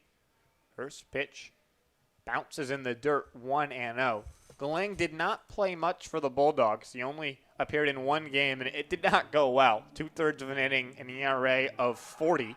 But so far this summer, in the one game he's played for the Barons, did not allow a run in 2 innings, struck out 3 batters against the Saints. That was 10 days ago.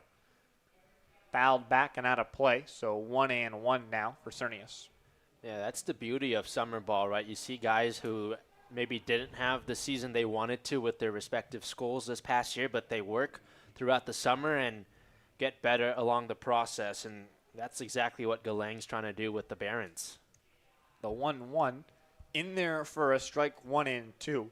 Galang teammates with Riptide pitcher Douglas Crystal, both from Fresno State, a school that's moving up to the Pac-12 after being in the Mountain West. So big baseball change for the Bulldogs.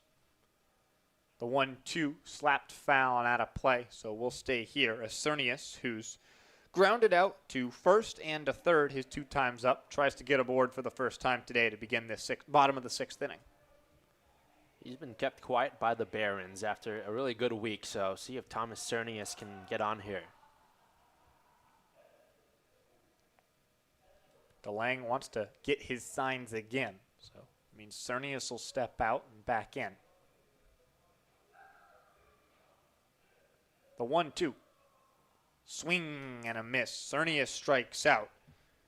First K for Galang, the 7th overall from the Barons pitching staff.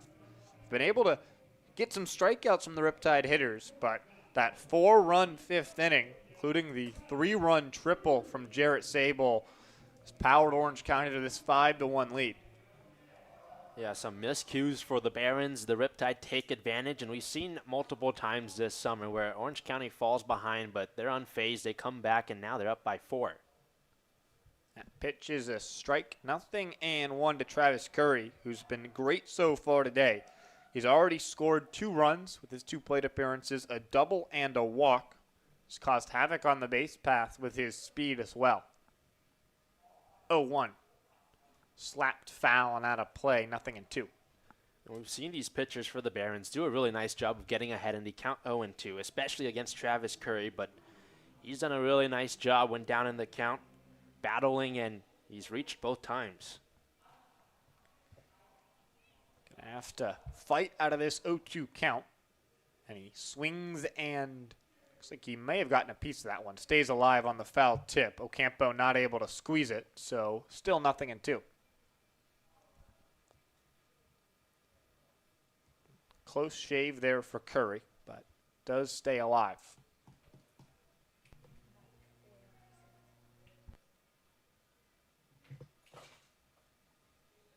Nothing in 2, fouled back, and Curry continues to battle here. Nice to see a lot of Galang's pitches so far.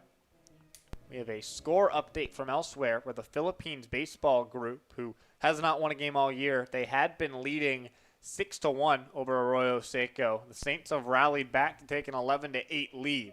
So a chaotic one in Pasadena. There were 9 total runs in the 2nd inning of that game, where the Philippines scored 5. The Saints responded with 4 in the bottom of the inning. It's a swing and a miss for Curry. 2nd straight strikeout from Galang since entering this game. First time that Curry's been retired all day. And that'll bring up Noah Neufeld with the bases empty and 2 outs here. Neufeld struck out both of the first 2 times he's been at the plate. Those came against Lopez and Kraus. It's a really nice job from the Barons pitchers tonight. 8 strikeouts. It's been they're one of their strengths and a big part of that win on Sunday.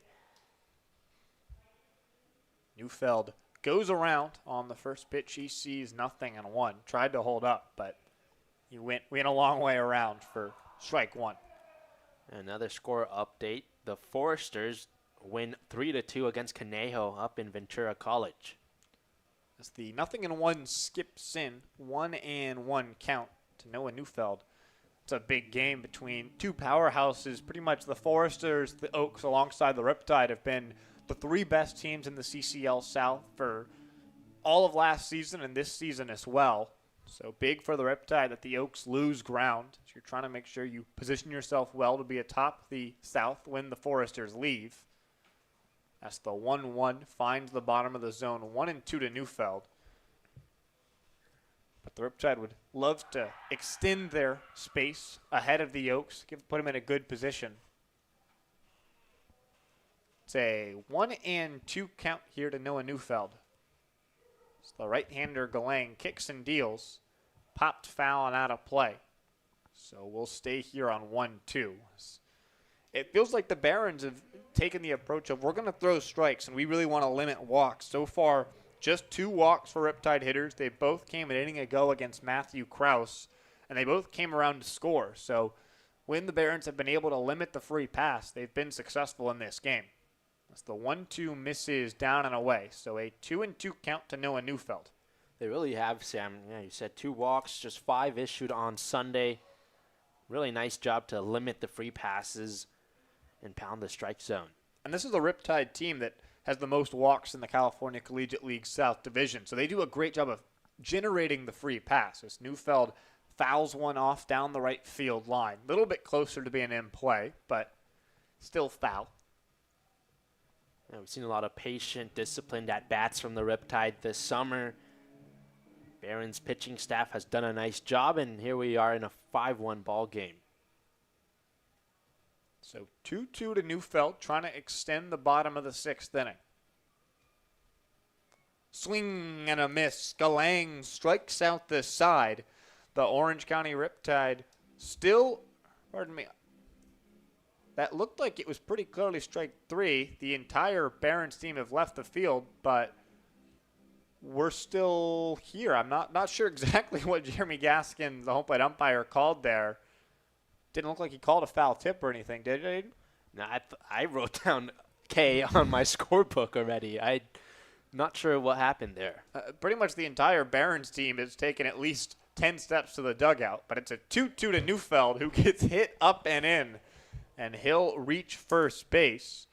So after what appeared to be a strikeout, instead Neufeld will reach, and it's a 2-out base runner. Slater Nunez coming to the plate. Well, the Riptide will gladly take it. Nice job from Neufeld to just wear one there. You got the hit by pitcher on, and got Nunez coming up, and the Riptide have done a nice job in this game hitting with 2 outs. Slater Nunez has brought home 2 runs in his 2 trips to the plate, a single to right field, and then a reach shot on error that allowed Travis Curry to come home to score both times. He'll try to keep the good times rolling here in the bottom of the 6th. One misses down and away, a 1-0 count. Just to clear things up, they did rule that pitch a foul ball, so it looks like it might have gone a piece of the bat of Neufeld. Certainly a break for the Riptide, trying to cash in. 1-0. Hit hard into left field. It's going to get down in front of the left fielder, Mertz. And so a base hit for Slater Nunez and some 2-out thunder here for the Riptide. As the 8-9 men both reach, and the lineup will flip over to Alex Dolan. So Orange County tries to extend this 5-1 lead. Similar situation to what we saw in the 5th, where the bottom part of the order was able to get on, and you bring the top of the lineup coming up, starting with Alex Dolan, and the Riptide scored 4 in that 5th inning. Alex Dolan's single was a big part of that. He stole second, eventually came around to score on Sable's RBI triple. He's 1 for 3 so far today, his first time facing off against Galang.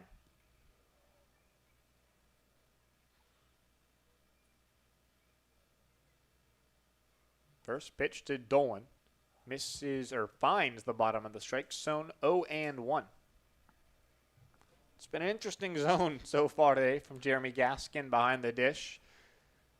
Both teams have had, at times, some complaints with the home plate umpire, but if they're evenly distributed, then at least the result's fair. The 0-1. Strike at the knees, nothing in 2. Yeah, it's one thing if it's bad calls one way. If it's, as long as it's fair both ways, you're calling the strike zone consistently. That's all that matters.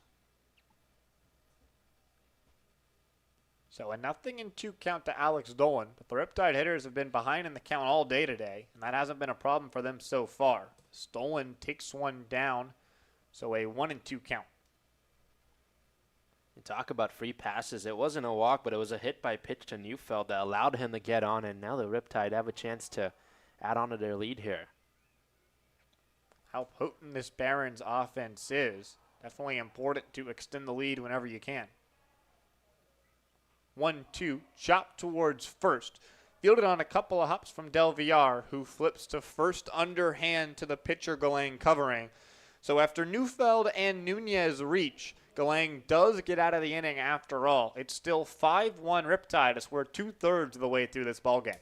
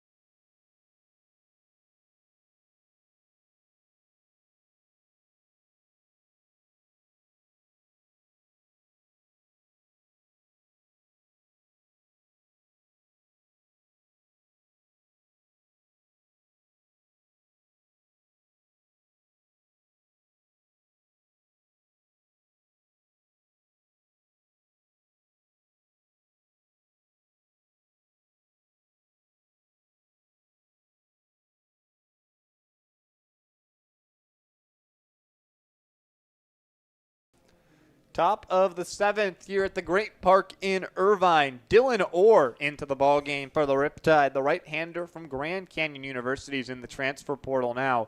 He is not allowed a run in 3 appearances for the Riptide this summer, over 5 innings. 5 strikeouts and 3 walks for the right-hander. The key is limiting those free passes. He did a great job against the Bombers 4 days ago on Friday. Struck out 4 San Diego hitters in just 2 innings, including striking out the side in his final frame of work. He'll deal with Antonio Lujan, John Arnold, and Isaac Ocampo. The switch-hitting Lujan batting from the left side against the righty Orr. First pitch swinging, fouled off, and out of play over to the left side. So 0-1. And Tones had a really tough play in right field. He laid out back in the 5th, was unable to get to it, and then 3 runs come across for the Riptide. He's up. He's a talented hitter. He's got a lot of power in that bat of his and the ability to do some damage for the Barons. Is that his nickname, Tones? Yes, Tones is his nickname. The 0-1 hit hard but fouled on the right field line. Of course, someone who you went to high school with, so you're personal friends with Tones, as he's now known. It's a 0-2 count for Antonio Lujan. Yeah, I call him Tones off air, but that's And his on nickname. air. That's his nickname. 0-2.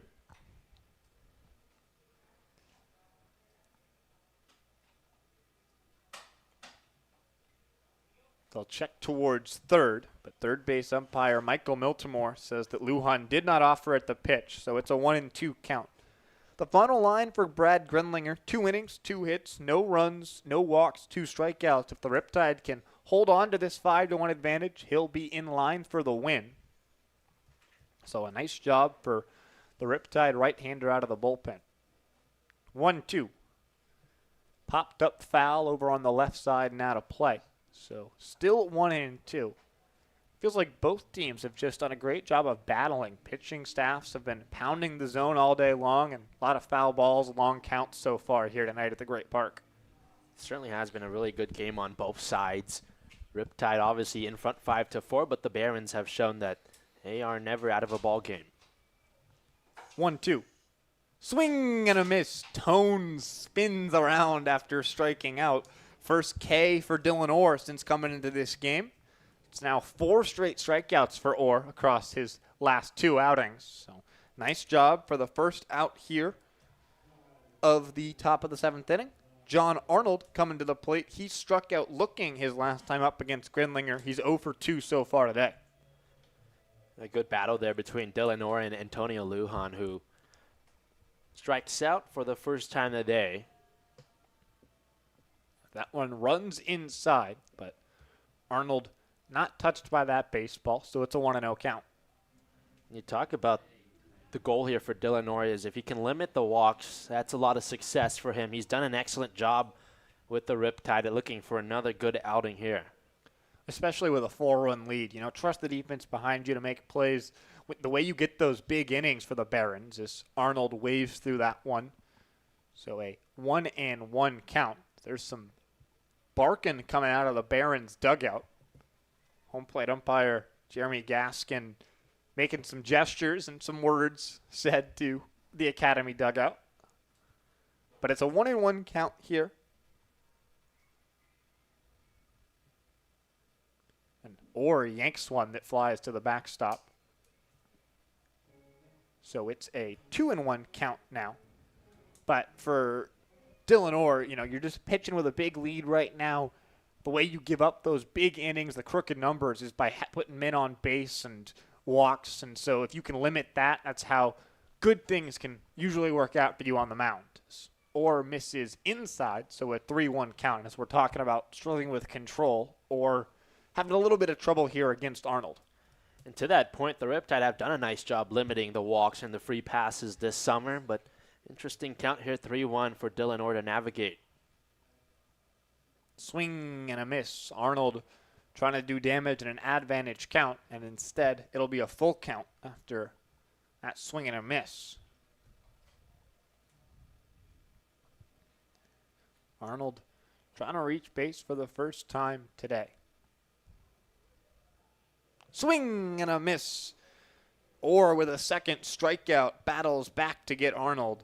It's just been such an impressive summer for so far for Dylan Orr. He's been battling back from Tommy John surgery. He pretty much had all of his 2024 and 2025 seasons derailed thanks to Tommy John. He was able to pitch in just 4 games for Grand Canyon this summer. So it's been a really tough battle, tough return for Dylan Orr, but he's back and he's pitching great with the Riptide this summer.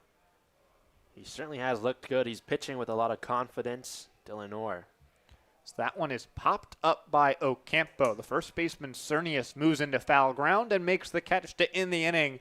So a fantastic 1-2-3 frame for Dylan Orr, who strikes out a pair. It's time to stretch here at the Great Park. Orange County's up 5-1.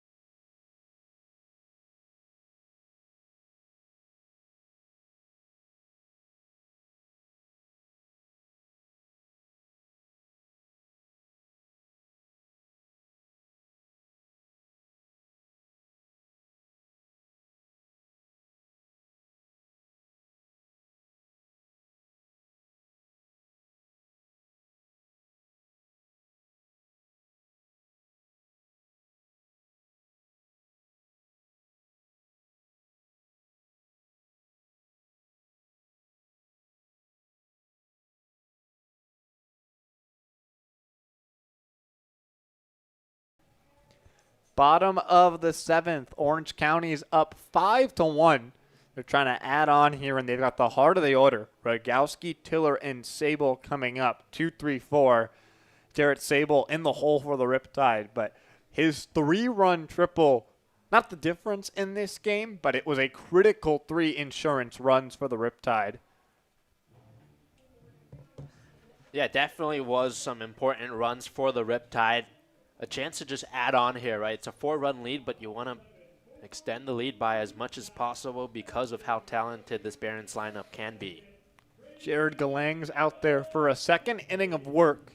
He did a nice job. He struck out Cernius and Curry to begin his night, and then hit Neufeld. Slater Nunez singled, but he was able to get a ground out from Alex Dolan to work his way out of the jam.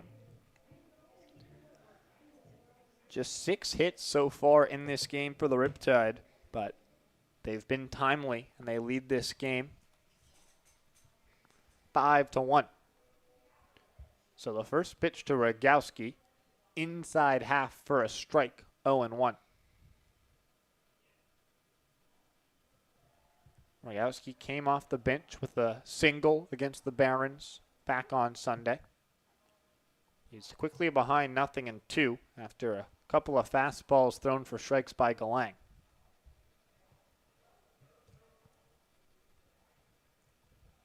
Does not have a hit today, but he's reached twice on the walk and a hit by pitch.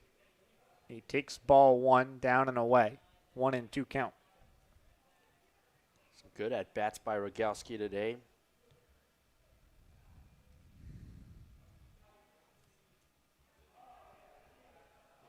One, 2. Sent out towards right center field. Sawamura moving over, makes the catch in the gap for out number 1 to retire Rogowski.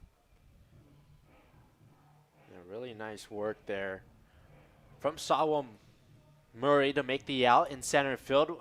Aside from that 5th inning with those 2 errors, the defense has been nice for the Barons today, and once again Sawamura takes care of business. So now Justin Tiller, 0 for 3 today with a couple of strikeouts. Not a ideal day for the Riptide DH, but can make up for it right here if he can put a good swing on a baseball from Galang. The open stance for Tiller. First pitch misses down, gets through the legs of the catcher Ocampo, but with no one on the base paths, not a problem. It's been a frustrating night for Justin Tiller. We saw in that last strikeout, it was a called 3rd strike. Tiller definitely didn't agree. Looking to reach for the first time. He's up in the count 1-0.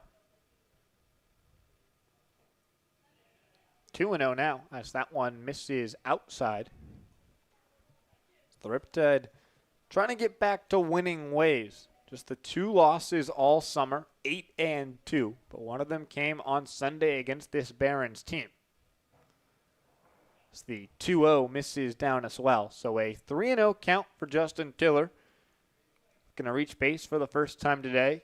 Give Orange County a base runner with which they can do some damage.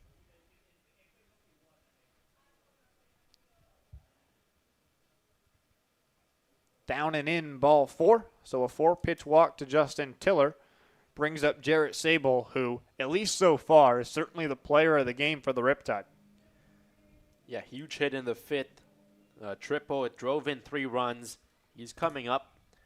And Justin Tiller, nicely done, gets the walk. Now that's 8 games he's reached in a row.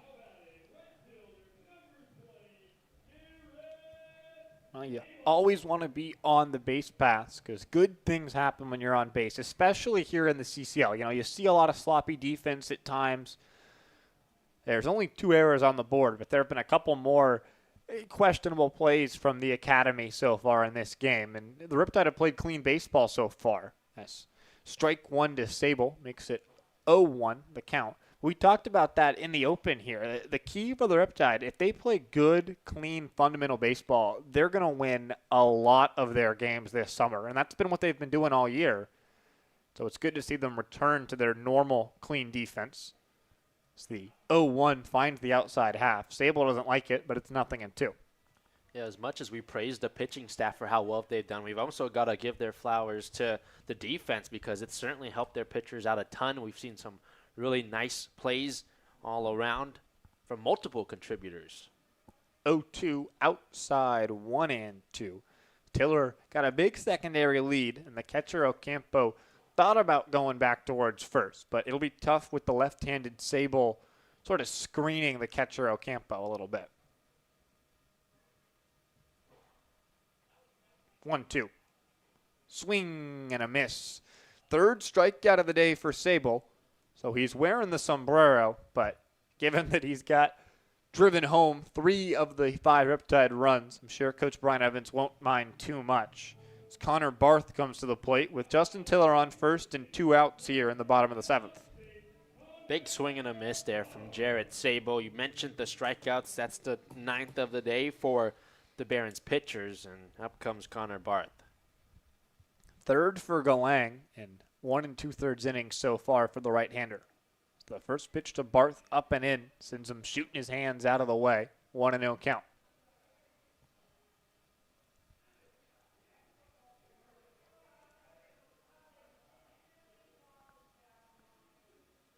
Justin Tiller on first. Does not have great speed. Barth waves through that one. Count evens up at 1-1. He's 2 for 2 on stolen bases this summer. He only attempted 6 steals in 44 games for Cypress in the spring, but he did successfully swipe 5 of the 6 bags.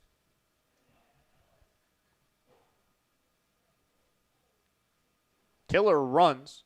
Got a great jump. That one's hit hard down the right field line. Fair! It'll be an extra base hit for Connor Barth. Tiller's going to come around to score. Barth will cruise into second with a stand-up double, and the Riptide extend their lead. It's 6-1. Great piece of hitting going the other way for Connor Barth. And Justin Tiller probably would have scored even if he wasn't going on the pitch. But getting the head start on that one meant he was definitely able to get in there easily and extend the Riptide's lead.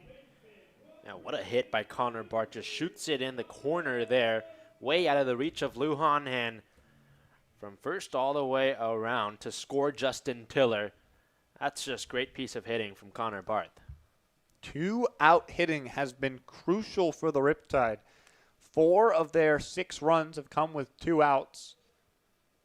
As Cernius hits one hard down the right field line, but this one will go foul. First base umpire Keith Gibbs had to go scrambling out of the way to make sure that Cernius' liner didn't get a piece of him.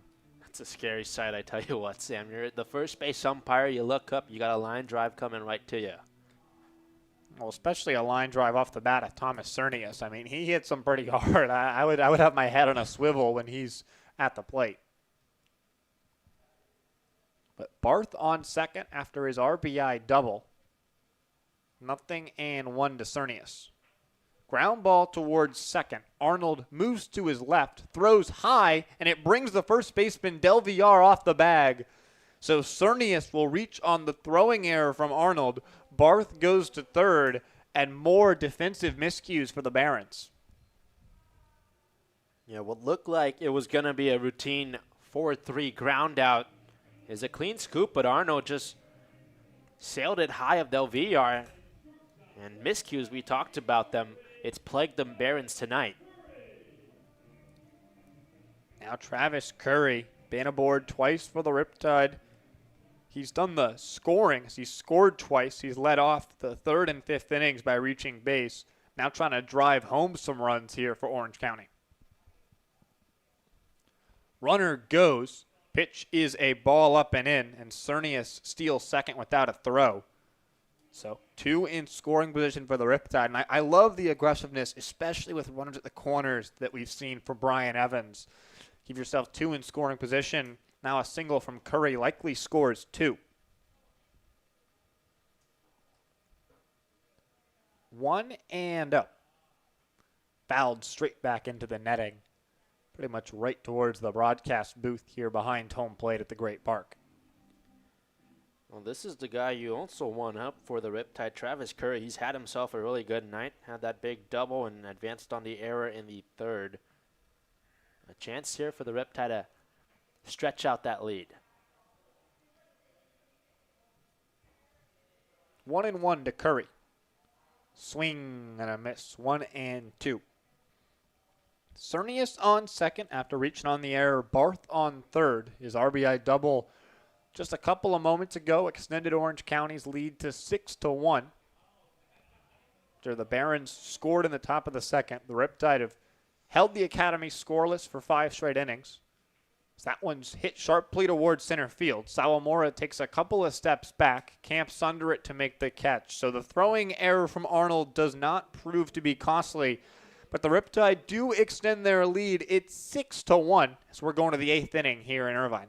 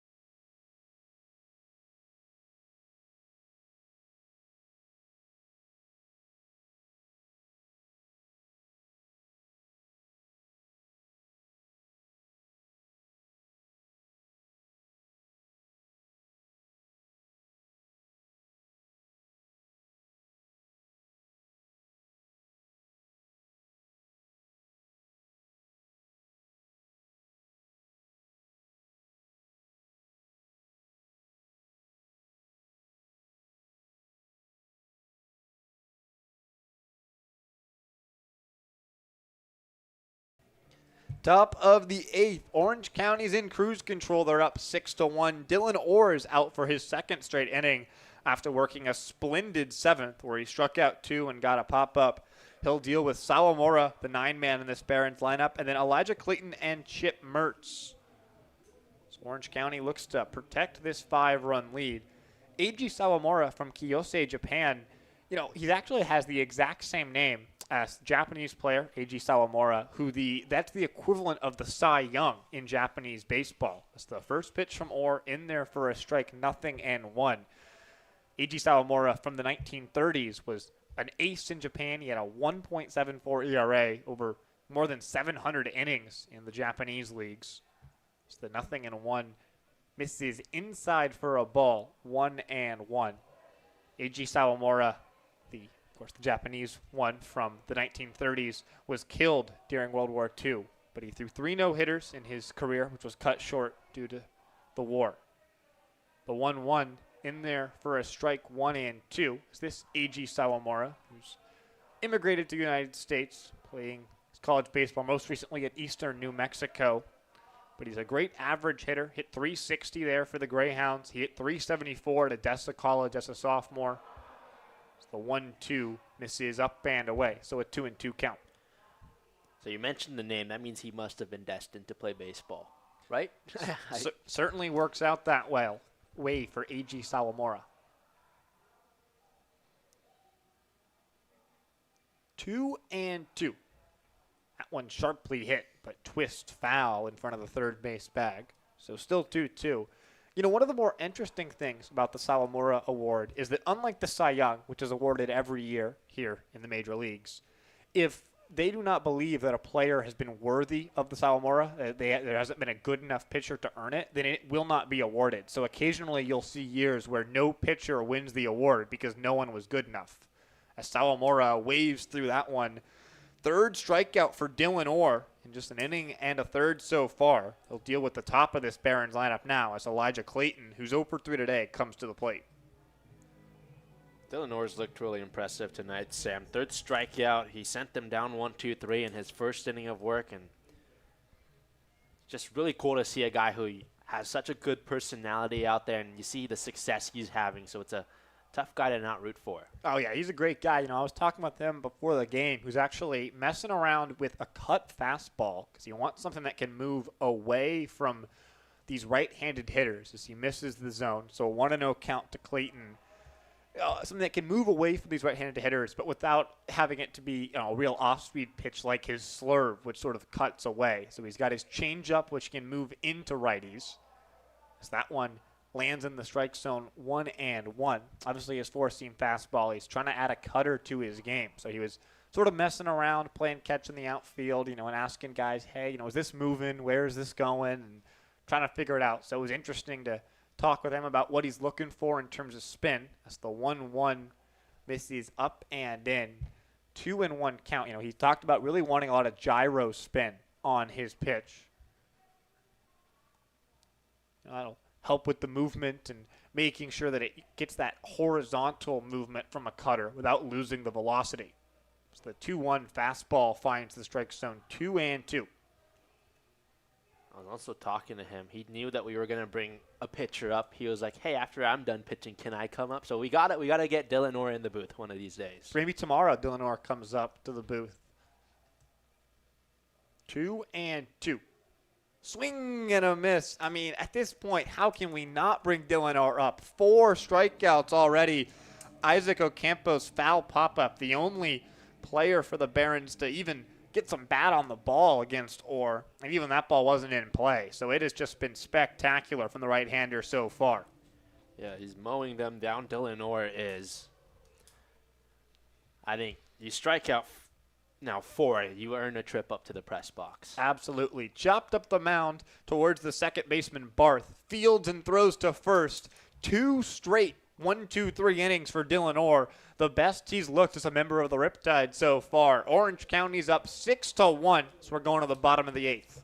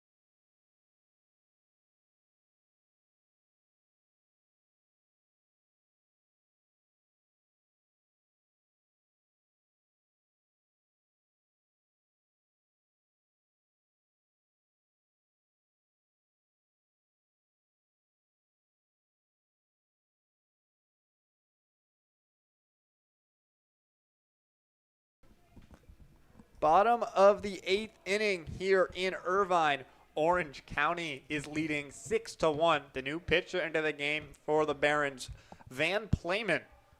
It's his first and last name. So his first name is Van. From CSU Dominguez Hills, he redshirted in the spring. So far this summer with the Barons, an inning and a third, a 13.5 ERA. He'll face off against Neufeld, Nunez, and Dolan, 8-9-1 in this Riptide lineup.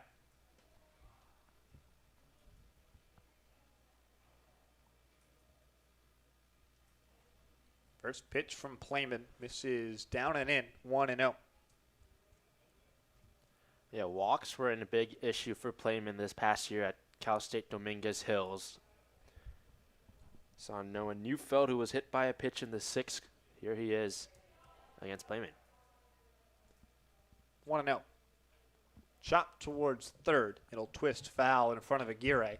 1-1 for Neufeld, who 2 strikeouts today, was hit by a pitch after a bit of a confusing at-bat where it appeared that Neufeld had swung and missed. The entire Barons team started towards the dugout, but Jeremy Gaskin ruled it was a foul tip and that Neufeld had stayed alive. 1-1 here. He pops it up in the air. The second baseman Arnold and the shortstop Clayton, as well as Sawamura from center coming in. And it's the center fielder who makes the catch after losing his cap. So 1 down as Neufeld's retired. Those are some of the plays that can be a little tricky when you got multiple players in the same area. Good communication there as Sawamura charges in from center field and makes the catch for out number 1. We've seen, especially in the daytime, those pop-ups have been real tricky. A little bit easier at night to spot the baseball. So nice job there from Sawamura to call everybody off as Slater Nunez takes strike 1. Nice off-speed pitch from Van Playman.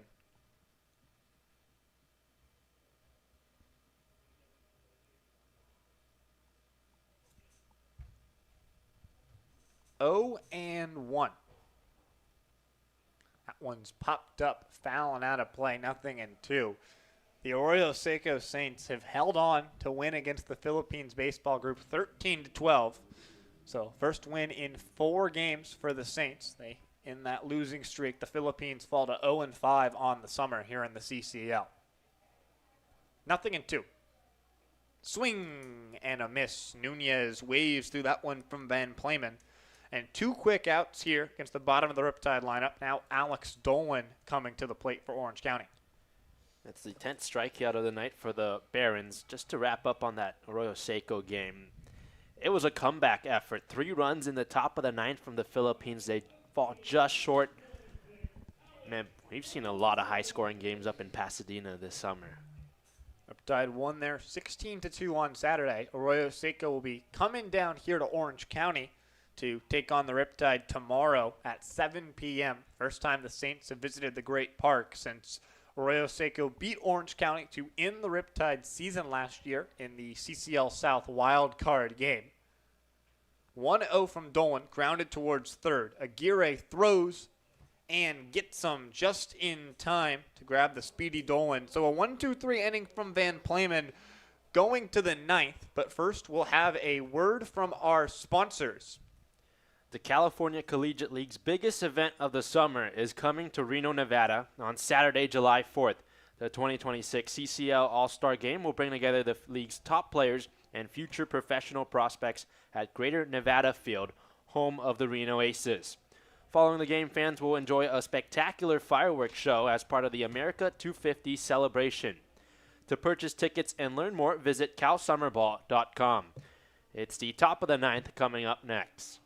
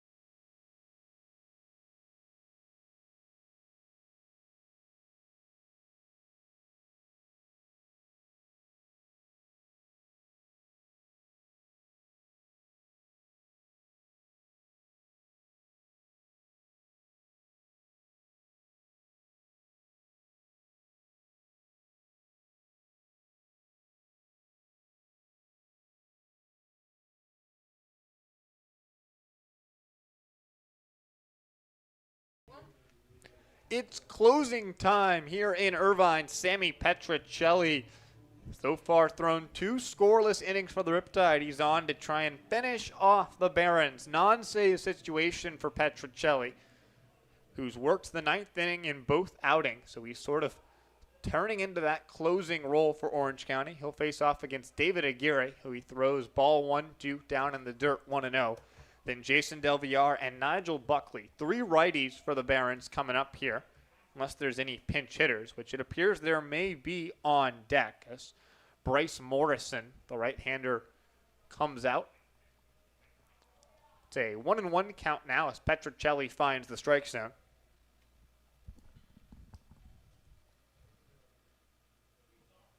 The 1-1 misses down. 2-1 count for Sammy Petricelli, who has sort of bounced around throughout his college career. He started with Stanford, ends up now at Duke, where he threw 5 1/3 innings, a 6.75 ERA ball for the Blue Devils. So that one single right back up the middle there from Aguirre.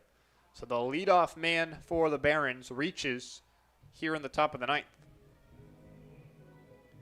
Right up the middle where it came from for Aguirre. And that's the start to the 9th inning that the Barons were looking for, down by 5 runs. And up comes that pinch hitter in Morrison.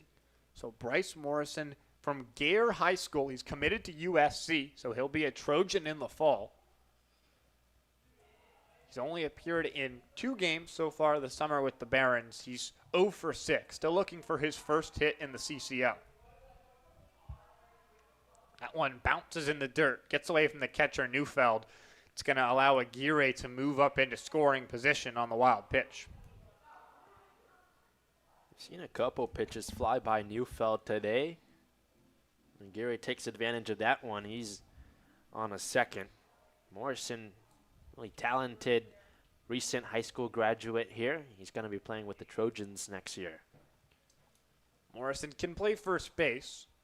The next pitch from Petricelli skips in the dirt as well. So a 2-0 count to Bryce Morrison, and that'll force Neufeld to come out to try and talk things over with Petricelli. But should this game continue to the bottom of the 9th, Morrison can slot in at first for Del Villar, but that would take at least 5 runs from the Barons. So Petricelli and the Riptide will be looking to close this one out.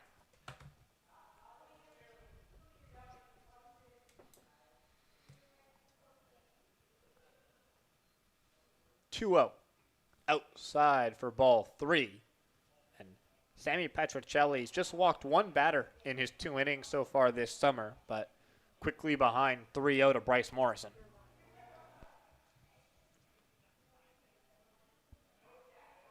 And that's a 4-pitch walk for the Gare High Schooler. First time that Morrison has reached base in the CCL this summer. Not the start you wanted if you're Sammy Petricelli, and Coach Brian Evans doesn't want this to get out of hand, so he's going to talk out to the mound with Petricelli. It's like Julian Hines is taking off his hoodie in the Riptide bullpen to get warm, just in case Petricelli needs to come out of this game later on in the inning.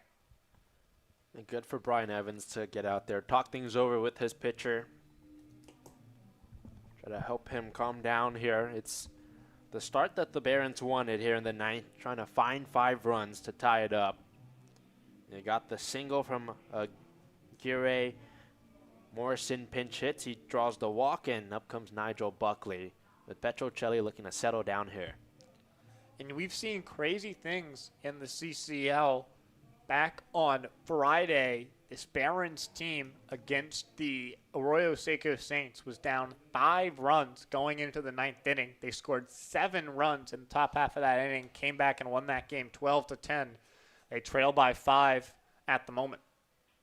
That one's hit hard towards left center field. Dolan and Rogowski both moving over in the gap. It's Rogowski who makes the catch just in front of the warning track. Aguirre is able to tag up and move to third. But a first out of the inning for Sammy Petricelli. A sigh of relief there, I'm sure, as he realized that was going to fall into Rogowski's glove and not keep carrying over towards the wall in left center. Stays in the ballpark. Rogowski able to track it down, and now you got that first out on the board. Definitely gives you a little more confidence for Petricelli on the mound. Antonio Lujan comes to the plate. His misplay in right field on Jarrett Sable's triple critical in this ball game. He tried to dive to make the catch to end the inning. Instead, the ball got past him, rolled all the way to the wall. As that one gets past Neufeld behind the plate, and the wild pitch is going to allow Aguirre to score. Morrison moves up from first to second, and it's 6-2 now as Sammy Petrocelli continues to just have a ton of trouble with control right now in this game. Second wild pitch. Aguirre took second on the first wild pitch, and he scores on the second wild pitch from Sammy Petrocelli. This Barons lineup, you can never count them out. You've seen them rally time and time again, especially like that Saints game. Antonio Lujan pops that one up, though. The shortstop Curry takes a step onto the grass, and he makes the catch. So 2 outs in the inning now, and Petrocelli just 1 out away from putting the final nail in the coffin here and getting the Riptide back into the win column. It gets a little harder for the Barons if you're going to make a comeback here. 2 outs. You got a runner on, looking for something from Arnold, who's 0 for 3 today. Arnold, like you said, 0 for 3. 2 strikeouts each of his last 2 times. Also flew out to right field during his first at-bat. Takes strike 1 up and in. Petrocelli looks to dispose of Arnold.